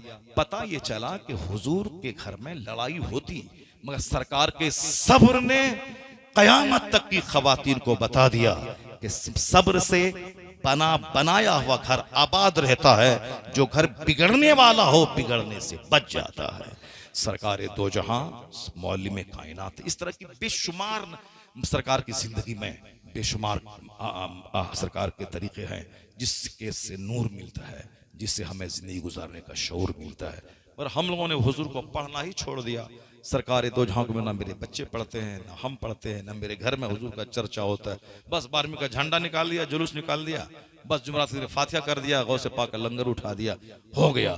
न लंगर से फायदा होगा, न जुलूस से फायदा होगा, जब तक घर में हुजूर की सीरत का चर्चा नहीं होगा, और जब तक बाल बच्चे को सरकार की जिंदगी बताई नहीं जाएगी, इर्तिदाद का मसला भी फैलेगा, घर टूटेगा, लड़ाई होगी। सबको रोकने का, खुश रहने का एक तरीका है, वही तरीका जो तरीका मुस्तफा का दिखाया हुआ तरीका, रिखा जाए, शादी हो जाए, क्योंकि उसका तजर्बा उसको जिंदगी में पहली बार होने वाला होता है, शादी खुशी हो रही।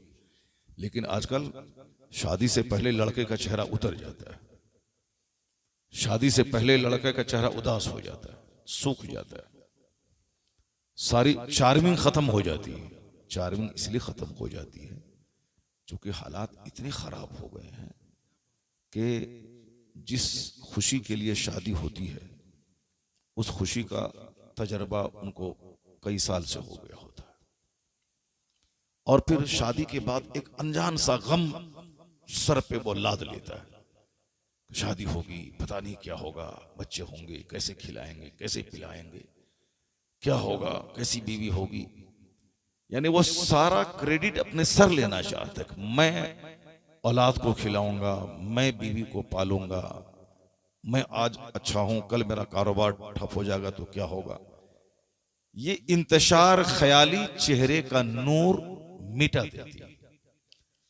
अल्लाह की जात पे जब यकीन हो जाए कि मेरा खुदा ही इज्जत देने वाला है, मेरा खुदा ही रोजी देने वाला है, वो मुझे भी पालेगा, मेरे 50 बच्चों को भी वही पालने वाला है।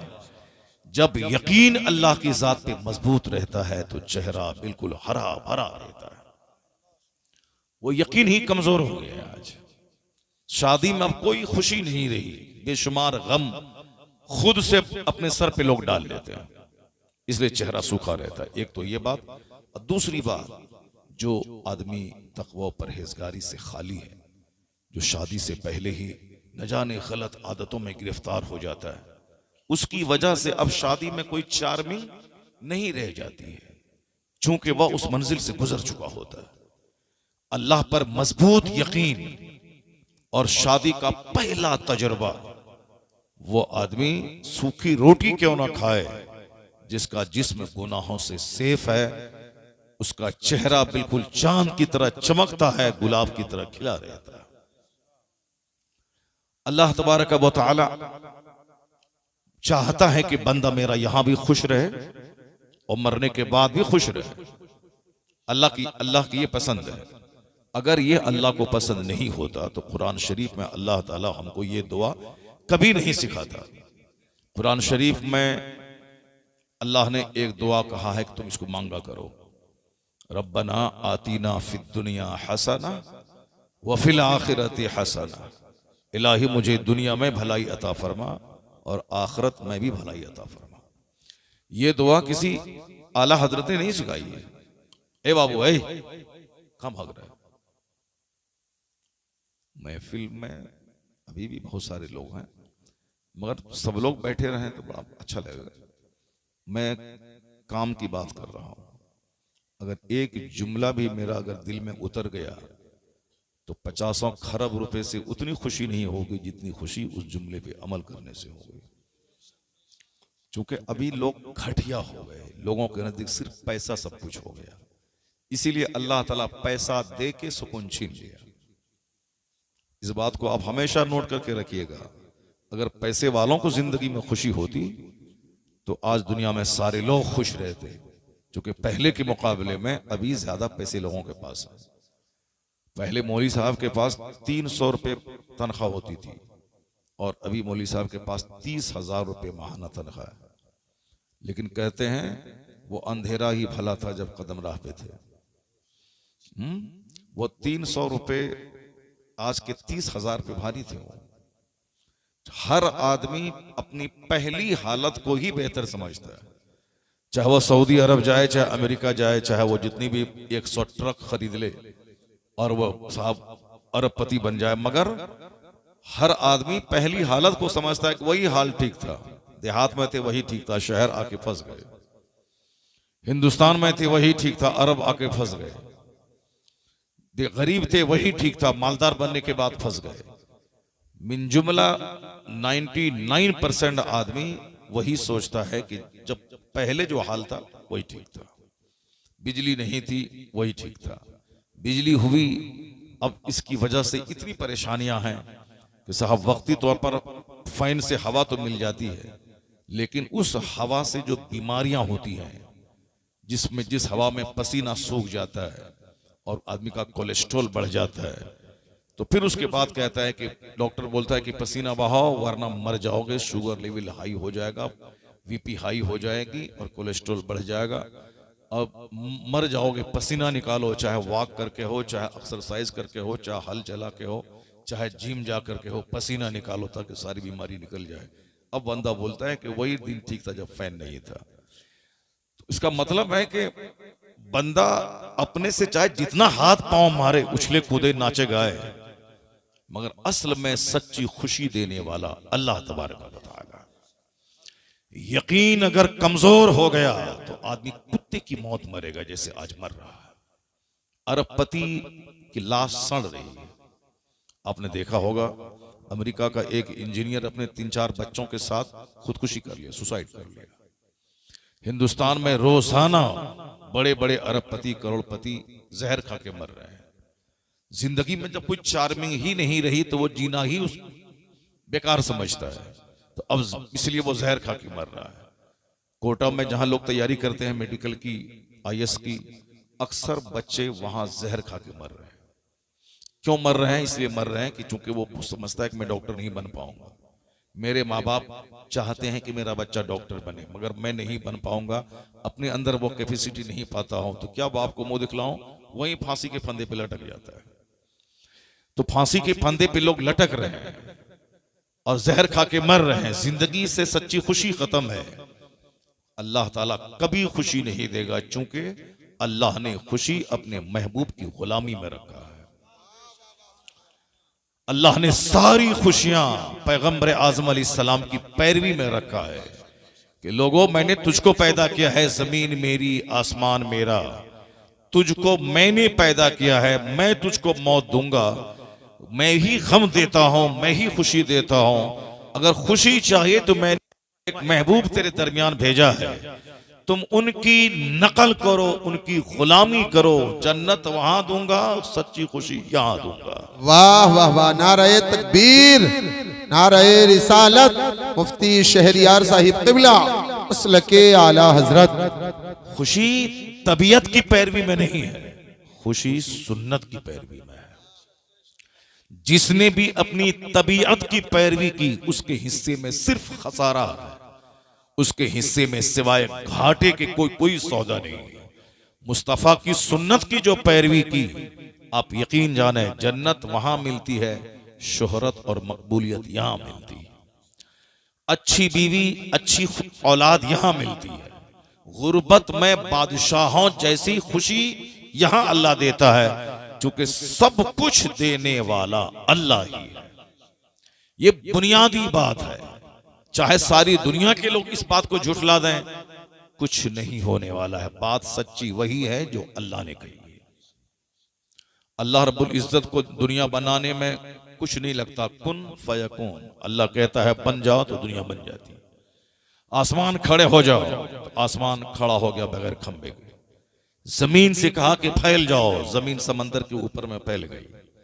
अल्लाह फरमाता है कुरान शरीफ में है, सुम्मस्तवा इला समाए वहिय दुखान काल लहा वलिल अर्दि इतिया तौअन और करहन कालता अतैना ताईन।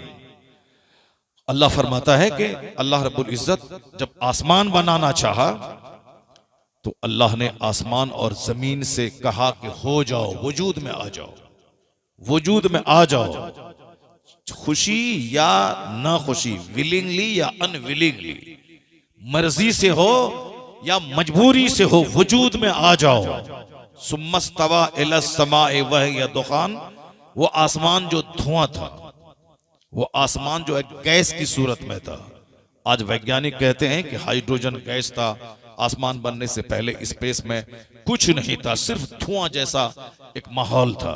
कुरान क्या कहता है, आसमान की तरफ अल्लाह मुतवज्जे हुआ, जो आसमान उस वक्त धुआं था, जो आसमान उस वक्त एक गैस की सूरत में था। तो वैज्ञानिक आज खूब जतन करके, मेहनत करके, रिसर्च करके, तहकीक करके, मेडिटेशन करके आज पता लगाया है कि आसमान बनने से पहले स्पेस में सिर्फ धुआं ही धुआं, गैस ही गैस थी। जरा कुरान शरीफ पढ़िए जो 1400 साल पहले नाजिल हुआ है, उस कुरान में फसाहत के साथ अल्लाह ने क्या कहा। अल्लाह आसमान बनाने की तरफ जब मुतवज्जे हुआ तो वह आसमान जो उस वक्त धुआं था, तो हजारों लाखों वैज्ञानिकों ने आज पसीना बहाकर, कई कई साल दिमाग जलाकर, तब उसने पता लगाया कि आसमान बनने से पहले स्पेस में धुआं था। कुरान शरीफ में अल्लाह रब्बुल इज्जत क्या फरमाता है, वो आसमान जो उस वक्त धुआं था, अल्लाह ने कहा कि वजूद में आ जाओ। तो जमीन आसमान दोनों ने कहा कालता अतैना ताईन, दोनों बोला हम वजूद में आ गए। अल्लाह, दोनों ने क्या कहा, हम वजूद में आ गए। जमीन बन गई, आसमान बन गया, विदाउट पिलर्स ये आसमान बन गया। किसने बनाया? अल्लाह ने। तो अल्लाह रब्बुल इज्जत को आसमान बनाने में बहुत टाइम नहीं लगा, बोला कि अल्लाह ने कहा कि हो जाओ, आसमान बन गया। अल्लाह ने कहा कि जमीन से कि वजूद में आ जाओ, जमीन वजूद में आ गई। तो अल्लाह रब्बुल इज्जत ही सारी कायनात का संचालक है, वही पूरी यूनिवर्स का क्रिएटर है, वही सारी कायनात का खालिक है। विश्वास करना होगा, वरना नेता की बात माने तो नेता तो यही डरा था। मेरी उम्र 50-54 साल आज हो रही, 4 साल माइनस कर दें, 50 साल से हम यही सुनते हुए आ रहे हैं कि इस्लाम खतरे में है, मुसलमान खतरे में है, होश में आ जाओ। जो खतरे में है वो नेता मर गया, सड़ गया, गल गया, और उस वक्त में भी इस्लाम जिंदा था और आज भी इस्लाम जिंदा है। सुभान अल्लाह। नेता तो डर आता है, हमको वोट नहीं देगा तो तुम डर जाएगा। बदतमीज, तुम वोट लो और अपना पेट पालो और अपने बेटे के लिए घर मकान बनाओ। इस्लाम की चिंता मत करो। इस्लाम अल्लाह का पसंदीदा मजहब है।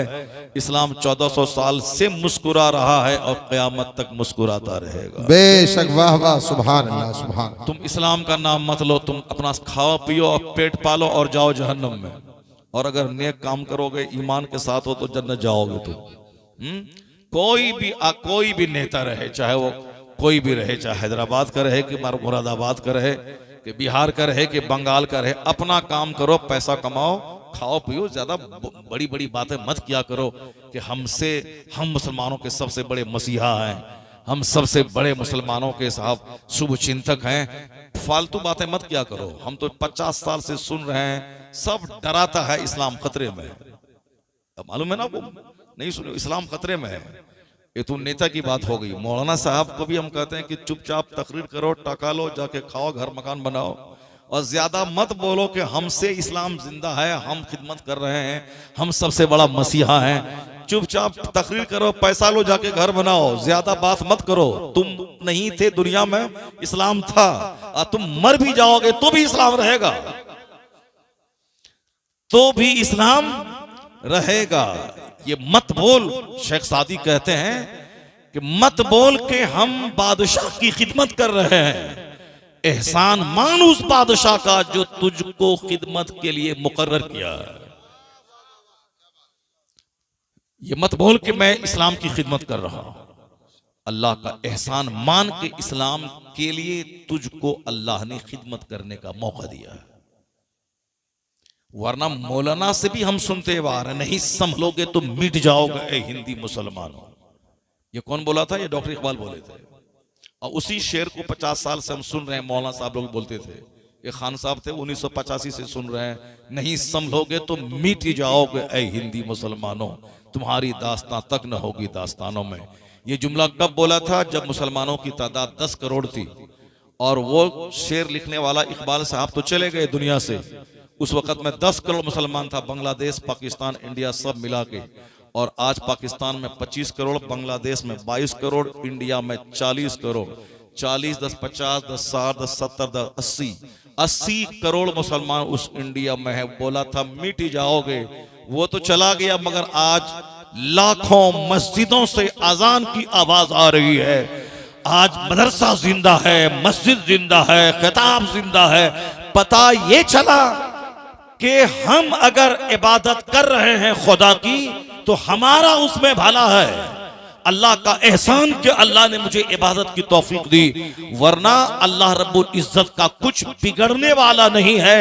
अल्लाह तबारक व तआला हमारा मोहताज नहीं, हम खुदा की रहमतों के मोहताज हैं। बेशक बेशक। नारे तकबीर, नारे रिसालत, मुफ्ती शहरियार साहिब क़िबला, मसलके आला हजरत, जश्ने शादी, नारे तकबीर। तुम्हारा ये हो जाएगा, तुम्हारा वो हो जाएगा, तुम मिट जाओगे, तुम मर जाओगे। क्यों ये फालतू नर्वस वाली बातें बोल रहा है? क्यों ऐसी बातें कर रहा है कि न संभलोगे तुम मिट जाओगे ए हिंदी मुसलमानों? इस तरह की बातें मत कर। इस्लाम न खतरे में था, न आज है, न क़यामत तक रहेगा। अलबत्ता मुसलमान अगर काफिरों की नकल करेगा, मुसलमान शराब पिएगा, मुसलमान जिना करेगा, मुसलमान शादी ब्याह काफिरों की तरह करेगा, अपना बाल बच्चा काफिरों की तरह पालेगा, मुसलमान अपने घर में 24 घंटे काफिरों की तरह सनीमा देखेगा, मुसलमान 24 घंटे झूठ बोलेगा, तो फिर तो कुदरत का कानून है कि अगर तुम गलत करोगे तो तुम्हारा अंजाम भी गलत होगा। तो बदअमल मुसलमान पिटेगा, बदअमल मुसलमान मरेगा, इसको सजा मिलेगी। चूंकि जिना का अंजाम गलत है, शराब का अंजाम गलत है, झूठ का अंजाम रोजी के घटने की सूरत में आता है, जिना का अंजाम बाल बच्चों की तबाही की सूरत में आता है, शराब पीने का अंजाम सेहत के और माल के लूटने की सूरत में आता है, झूठ का अंजाम आदमी की बेइज्जती और जिल्लत की सूरत में होता है। तो जो जैसा करेगा उसका अंजाम वैसा होगा। अलबत्ता ये बदअमल खतरे में है, मगर इस्लाम न कभी खतरे में था, न आज है, न क़यामत तक रहेगा। इसलिए कि अल्लाह रब्बुल इज्जत का पसंदीदा मजहब इस्लाम है और अल्लाह का कोई दूसरा मद्दे मुकाबिल नहीं है जो कि अल्लाह से मुकाबला कर सके। जब अल्लाह से कोई मुकाबला नहीं कर पाएगा तो अल्लाह को कोई खतरा नहीं है, तो अल्लाह के मजहब को भी किसी से कोई खतरा नहीं है। हुवल्लज़ी अरसला रसूलहु बिलहुदा व दीनिल हक लियुज़हिरहु अलद्दीन कुल्ली। अल्लाह कहता है वो खुदा है जिसने अपने रसूल को हिदायत और दीन हक के साथ भेजा है ताकि इस मजहब को सारे मज़ाहिब पे गालिब कर दे। तो इस्लाम गालिब होने आया है, मगलूब होने नहीं आया। इस्लाम मुकम्मल होके रहेगा। युरीदूना लियुत्फिउ नूरल्लाहि बिअफ़वाहिहिम वल्लाहु मुतिम्मु नूरिही। अल्लाह कहता है ये मुशरिक अपने मुंह से इस्लाम का चिराग बुझाना चाहते हैं और अल्लाह उस नूर को पूरा करना चाहता है। तो जो अल्लाह चाहेगा वो होगा। और जिस बंदे के पेट में 2 केजी पाखाना है, इसके चाहने से कुछ नहीं होता है, वही होता है जो मंजूर खुदा होता है। जो अल्लाह चाहेगा वही होगा। तो अल्लाह का पसंदीदा दीन है इस्लाम। इस्लाम को कोई खतरा कभी नहीं था, न आज है, न क़यामत तक रहेगा। जिसने भी बोला इस्लाम मिटा देंगे, अल्लाह ने उसको मिटा दिया। उसके बाल बच्चों के जरिए कलमा पढ़वा के इस्लाम की खिदमत उससे लिया। इन्नल्लाह ला युअय्यिदु हाज़द्दीन बिर्रजुलिल फाजिर। बुखारी शरीफ की हदीस में आया है कि अल्लाह ताला इस्लाम की मदद उससे ले लेगा जो फासिक और फाजिर होगा, उससे दीन का काम ले लेगा। और उसी बुखारी में एक दूसरी हदीस है कि अल्लाह ताला इस्लाम की ताईद, इस्लाम की मदद उन लोगों से लेगा जिसका इस्लाम में कोई हिस्सा नहीं है। यानी जिसका इस्लाम में कोई हिस्सा नहीं है, उनके जरिए अल्लाह ताला इस्लाम का काम ले लेगा।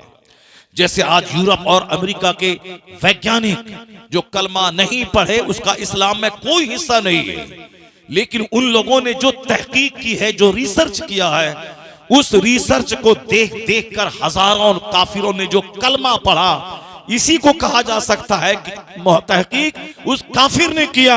उस तहकीक के जरिए हजारों मुशरिकीन कलमा पढ़ के मोमिन हुए, तो अल्लाह ताला उन मुशरिकीन की तहकीक के जरिए मजहब इस्लाम का काम ले लिया। वाह वाह वाह, सुभान अल्लाह, सुभान। जिस तरह अभी मैंने आपसे कहा कि रिसर्चर ने कहा है कि आसमान बनने से पहले गैस थी, हाइड्रोजन और हेलियम गैस, वो गैस थी आसमान बनने से पहले। तो गैस कहते हैं धुआं को। तो इन लोगों ने आज उस बात को इकरार किया। कुरान शरीफ जब वो वैज्ञानिक पढ़ता है कि उसी गैस, उसी धुआं की बात कुरान शरीफ में मौजूद है। जिस जमाने में कोई कॉलेज नहीं था, यूनिवर्सिटी नहीं थी, कोई स्कूल नहीं था, उस जमाने में जब गैस और धुआं की बात कुरान में मौजूद है, इस बात की दलील है कि कुरान हक है, कुरान सच है, कुरान पाक अल्लाह की किताब है। और जब बंदा इस पॉइंट पे पहुंचता है तो उसके ज़मीर की आवाज होती है, जब हक सामने जाहिर हो गया है तो हक को मान लेना चाहिए। तो बस वो कलमा पढ़ता है और मुशर्रफ इस्लाम हो जाता है। इस तरह की बेशुमार तहकीकात हैं जो अक्सर बेशतर हम अपनी तकरीरों में कहा करते हैं, वो अलग अलग रिसर्च को बयान करके कि किस तरह फ्रांस के कोस्टो ने कलमा पढ़ा, किस तरह एनाटॉमी डिपार्टमेंट के हेड थाईलैंड की राजधानी के मेगाटेट तेजासन ने किस आयत करीमा को सुनने के बाद वो कलमा पढ़ा, किस तरह इस्लाम के बड़े बड़े दानिश्वरों ने कलमा पढ़ा। अक्सर बेशतर मैं अपनी गुफ्तगू में इस तरह की बातें क्या करता हूँ। अभी आपको ताज्जुब होगा कि गांधी जी जो हिंदुस्तान की आज़ादी के एक बहुत बड़े शोरमा और बड़े बड़े फाइटर माने जाते हैं, हिंदुस्तान के बापू माने जाते हैं, उन्होंने उनका एक जुमला अभी व्हाट्सएप पे गर्दिश कर रहा है कि गांधी जी ने 1947 में जब इंडिया में कांग्रेस की गवर्नमेंट बनी तो गांधी जी मिनिस्टरों को नसीहत करते हुए कह रहे थे कि मिनिस्टरों, तुम खिदमत के लिए मुकर्रर हुए हो, अपने देश की ऐश करने के लिए नहीं। तुम्हें सिंपल लाइफ, सादी जिंदगी गुजारनी है। गांधी जी ने आगे कहा कि मैं तुम्हारे लिए रामकृष्ण जी और रामचंद्र जी और कृष्ण जी की मिसाल नहीं दे सकता, चूंकि यह लोग कोई हिस्टोरिकल पर्सनैलिटी, तारीखी शख्सियत, हस्तियां नहीं है ये लोग, मगर मैं मजबूर हूं तुम्हारे सामने मिसाल देने पर कि अबू बकर और उमर तुम्हारे लिए मॉडल है। इसलिए कि अबू बकर और उमर एक जमीन के बहुत बड़े भूभाग और बहुत बड़ी सल्तनत के वह हाकिम थे, बहुत बड़े हाकिम थे वो, मगर जिंदगी उनकी फकीराना थी, जाहिदाना थी। उनकी जिंदगी तेरे लिए मॉडल है कि वह बादशाह थे, मगर जिंदगी उनकी फकीराना थी। अगर तुमने उनके नक्शे कदम को अपनाया तो फिर तुझसे समाज का, मुल्क का कल्याण हो जाएगा। अल्लाह, इस जुमले को 1,00,000 बार पढ़िए, और वो भी पढ़ें जो आदमी आज इस्लाम के खिलाफ बकवास करते हैं। हर पार्टी के लोग इंडिया में गांधी जी को मानते हैं, और गांधी जी के और सिक्के में गांधी जी का फोटो होता है। गांधी जी कुछ नहीं थे, ना प्रधानमंत्री थे, ना कोई मिनिस्टर थे, मगर वह भारत के सब कुछ थे। और हर पार्टी के लोग मानते हैं, चाहे बसपा हो, चाहे सपा हो, चाहे भाजपा हो, चाहे कांग्रेस हो, चाहे सीपीआई हो, सीपीएमएल हो, कोई भी पार्टी हो, सारी पार्टी के लोग गांधी को अपने लिए मॉडल मानते हैं और गांधी का नाम लेते हैं। मजबूरी से ले, चाहे खुशी से ले, जैसे भी ले, मगर गांधी जी का नाम लोग लेते हैं। गांधी का जो कातिल था वो भी गांधी का नाम लेके इलेक्शन जीतने के लिए मैदान में आ जाता है कि हम बापू के मार्ग पे चलते हैं, हमको वोट दीजिए। जो गांधी का कातिल है वो भी वोट लेने के लिए बापू का नाम लेता है। इतने बड़े हिंदुस्तान के पढ़े लिखे आदमी और हिंदुस्तान की आजादी के जो सबसे बड़े लीडर माने जाते हैं, गांधी जी ने क्या कहा, मैं रामचंद्र जी और कृष्ण को मॉडल तुम्हारे लिए नहीं दे सकता, चूंकि वह बादशाह नहीं थे, वह तारीखी हस्तियां नहीं थी, लेकिन अबू बकर और उमर ये दोनों हाकिम थे, बादशाह थे, अमीरुल मोमिनीन थे, एक बड़ी सल्तनत के मालिक थे। बादशाह होने के बावजूद उनकी जिंदगी फकीराना थी। ये उनकी जिंदगी तुम्हारे लिए मॉडल है कि तुम मंत्री बने हो तो ऐश में मत पड़ना, सिंपल रहना, सादी जिंदगी गुजारना और खूब अपने मुल्क की सेवा करना। इस जुमले को बार बार पढ़िए। उन्होंने अबू बकर का नाम लिया, उमर फारूक आजम का नाम लिया, और गांधी जी के बारे में मैंने यहां तक सुना, उन्होंने वो साहब अब खादी का कपड़ा पहनते थे, कॉटन का, और तख्त पे सोते थे बगैर गद्दा के, और बकरी पालते थे, बकरी का दूध पीते थे। उन्होंने कहा था कि मैं जो ये सिंपल लाइफ गुजारता हूं, इसमें मेरे लिए रोल मॉडल इस्लाम के पैगंबर मोहम्मद अरबी की जाते गिरामी है। इस्लाम के पैगंबर की सादगी से मैं प्रभावित हूं, मैं उनकी जिंदगी से बेपनाह मुतासिर हूं, इसलिए मैंने भी अपनी जिंदगी में सादगी को दखल किया है। जिस पैगंबर आजम की सादगी को गांधी अपना के खुशी तलाश कर रहे हैं, उस पैगंबर आजम की सादगी को आज मुसलमान छोड़कर अंदर से बेचैनी की आग में जल रहा है। मालदार भी जल रहे हैं, गरीब भी जल रहे हैं, जाहिल भी जल रहे हैं, पढ़े लिखे भी जल रहे हैं, सारे लोग जल रहे हैं। ऐसा नहीं होता है कि मैं पूरब चलूं और खाने काबा पहुंच जाऊं। तू बकाबा न रसी ए रावी की रह के मी रवि बतुर्किस्तान अस्त, तू काबा तक कभी नहीं पहुंचेगा। इसलिए कि जिस रास्ते पे तू चल रहा है, यह तुर्किस्तान का है, काबा का नहीं है। तो काबा तक पहुंचने के लिए, सच्ची खुशी हासिल करने के लिए एक मार्ग है, वह मार्ग है मुस्तफा जाने रहमत का दिया हुआ। अगर उस रास्ते पे चलोगे, जन्नत वहां मिलेगी, खुशी यहां मिलेगी।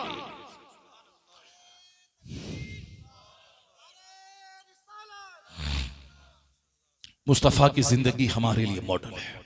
सरकार दो जहां से सच्ची मोहब्बत करना यह हमारा फर्ज अवलीन है। इसलिए कि हुजूर ने खुद फरमाया, बुखारी शरीफ की हदीस में आया है कि ला युमिनु अहदुकुम हत्ता अकून अहब्ब इलैहि मिन वालिदिही व वलदिही वन्नास अजमाइन। तुम में से कोई कंप्लीट मोमिन हो ही नहीं सकता अनटिल आई एम डियरर, जब तक कि मैं तेरे नजदीक पसंदीदा ना हो जाऊं, then your fathers, then your mothers, then your parents and every mankind. सारे लोगों से ज्यादा पसंदीदा जब तक मुस्तफा की जात तेरे नजदीक नहीं हो जाए, उस वक्त तक मोमिन कामिल हो ही नहीं सकता है। मां से ज्यादा, बाप से ज्यादा, औलाद से ज्यादा, अपनी जान से ज्यादा, सारी कायनात से ज्यादा पैगंबर आजम अलैहिस्सलाम से सच्ची मोहब्बत करनी होगी। सिर्फ बोलने से नहीं होगा कि हमें हुजूर से मोहब्बत है और सारा काम हुजूर विरोधी कर रहे हैं। और जबान से कहना कि मुझे मुस्तफ़ा से मोहब्बत है, बिल्कुल ही फॉल्स और झूठा दावा है, और इस दावे से कोई फायदा नहीं होने वाला। किसको धोखा देना चाहता है? एक आदमी कह रहा था कि तकरीर होती है, असर नहीं है। ये कौन बोल रहा था? ये बोल रहा था वो जो खुद नमाज नहीं पढ़ता है, जो खुद झूठ बोलता है, जो खुद राह रास्त पे नहीं है, जो कुछ भी नहीं, ईद की नमाज तक नहीं पढ़ता, बकरीद की नमाज तक नहीं पढ़ता, मौका मिल गया पढ़ लिया वरना सो गया। ये आदमी बोल रहा है कि तकरीर में असर नहीं रहा, तकरीर में असर नहीं रहा। कोई मुत्तकी, परहेजगार, नमाजी, परहेजगार अगर बोलता इस तरह की बातें तो बात चलती, लेकिन वो आदमी जो दिन रात स्टेज पे बैठता है और नमाज नहीं पढ़ता है, वो बोलता है कि तकरीर में असर नहीं रहा, वो तकरीर में असर नहीं रहा, तकरीर में असर नहीं रहा, कि तकरीर में असर नहीं रहा कि तेरा दिल वैसा नहीं रहा। आसमान से पानी पड़ता है, जरखे जमीन जो मरी थी जिंदा होके फसल पैदा करती है, और वही पानी पत्थर पे भी पड़ता है, लेकिन पानी पड़ा, ढलक के नीचे गिर गया, पत्थर सूखा का सूखा रह गया। कसूर पानी का नहीं है, कसूर पत्थर का है जिसमें पानी असर नहीं किया। इसलिए तकरीर का कसूर नहीं है, वो तो कुरान हदीस की बात है। तो तकरीर का कसूर नहीं, कसूर तुम्हारे दिल का है जो पत्थर के समान है। वरना वही बात सुनकर बेशुमार लोग नमाजी बन गए, बेशुमार लोग नेक बन गए। अगर तुम नेक नहीं बना तो तकरीर का कसूर नहीं, कसूर तुम्हारे पत्थर दिल का है। उस दिल की उस संग दिली पे रहो, उसकी सख्ती पे रहो, उस दिल को मोम बनाओ। आज दिल मोम बनेगा, कल थोड़ा सा पानी नेकियों की फसलें बाहर उगा देगा। इस कदर घटिया किस्म की बातें लोग करते हैं, जो अंदर से लेके बाहर तक गिलाजत में डूबे हैं। वो आदमी खिताब के खिलाफ बोल रहे हैं, वो आदमी जलसे के खिलाफ बोल रहे हैं, वो आदमी वासो नसीहत के खिलाफ बोल रहे हैं। इसी तकरीर ने हजारों के दिल बदल दिए, इसी तकरीर ने लाखों बेनमाजी को नमाजी बना दिया। इसी तकरीर से मुस्लिम सोसाइटी में आज कुछ न कुछ हया, शर्म और पर्दे का माहौल है। जहां ये वाज नहीं है वहां तो माँ, बेटी और बेटी की तमीज मिट गई। जहां ये वाज नहीं है वहां शराब पानी की तरह सस्ती हो गई। जहां ये वाज, ये डराना, ये धमकाना, ये अल्लाह का डर दिल में पैदा करना, जुमा के दिन ईदैन में, सीरत की महफिलों में जहां ये नसीहत नहीं है, वहां तो शराब पानी की तरह सस्ती है। वहां हराम हलाल की तमीज खत्म है। वहां सिर्फ पैसा कमाना, चाहे जहां से भी हो। वहां बाप और बेटा को ज़बह करने वाला, खूबसूरत औरत भाभी की सूरत में है तो भाई को ज़बह करके उस भाभी पे कब्जा कर लेने वाला। आए दिन हिंदुस्तान के अखबारात में इस तरह की खबरें छपती हैं। 2 दिन पहले मैंने पढ़ी, छत्तीसगढ़ की, छोटा भाई भाभी से प्यार किया और अपने बड़े भाई का गला दबा के मार दिया ताकि अब इसको हम कब्जा कर लें। 5 साल पहले हमारे बिहार में रेलवे में नौकरी करने वाला भाई, उसके छोटे भाई उसकी बीवी से प्यार करने लगा। जब उसको पता चला कि हमारा भाई मेरी बीवी के साथ गलत सलूक करता है तो वो नाराजगी का इजहार किया। तो छोटा भाई अपनी भाभी यानी उस नौकरी करने वाले जो घर पूरा चलाता था, उस आदमी को बीवी उसकी अपनी और उसका भाई दोनों देवर भाभी मिल करके उसकी हत्या कर दी। अब ये बताइए कि घर का कमाने वाले की हत्या कर दी। अब ये सड़क छाप ये कुछ करता नहीं है और वो अपने शौहर की हत्या करके कौन सा सुकून चाहती है? वो तो जेल में सड़ गया, 15-20 साल जेल में सड़ेगा और ये सड़ेगी यहाँ पे, वो भी जेल में गई हुई सड़ेगी। इसी बेचैनी में लोग मर जाएंगे।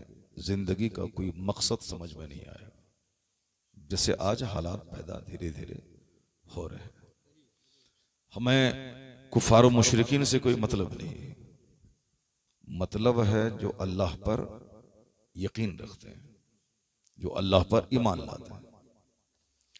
ये अल्लाह पर ईमान लाने वालों में जो आज कमजोरी पैदा हो रही है उसी से बहस है।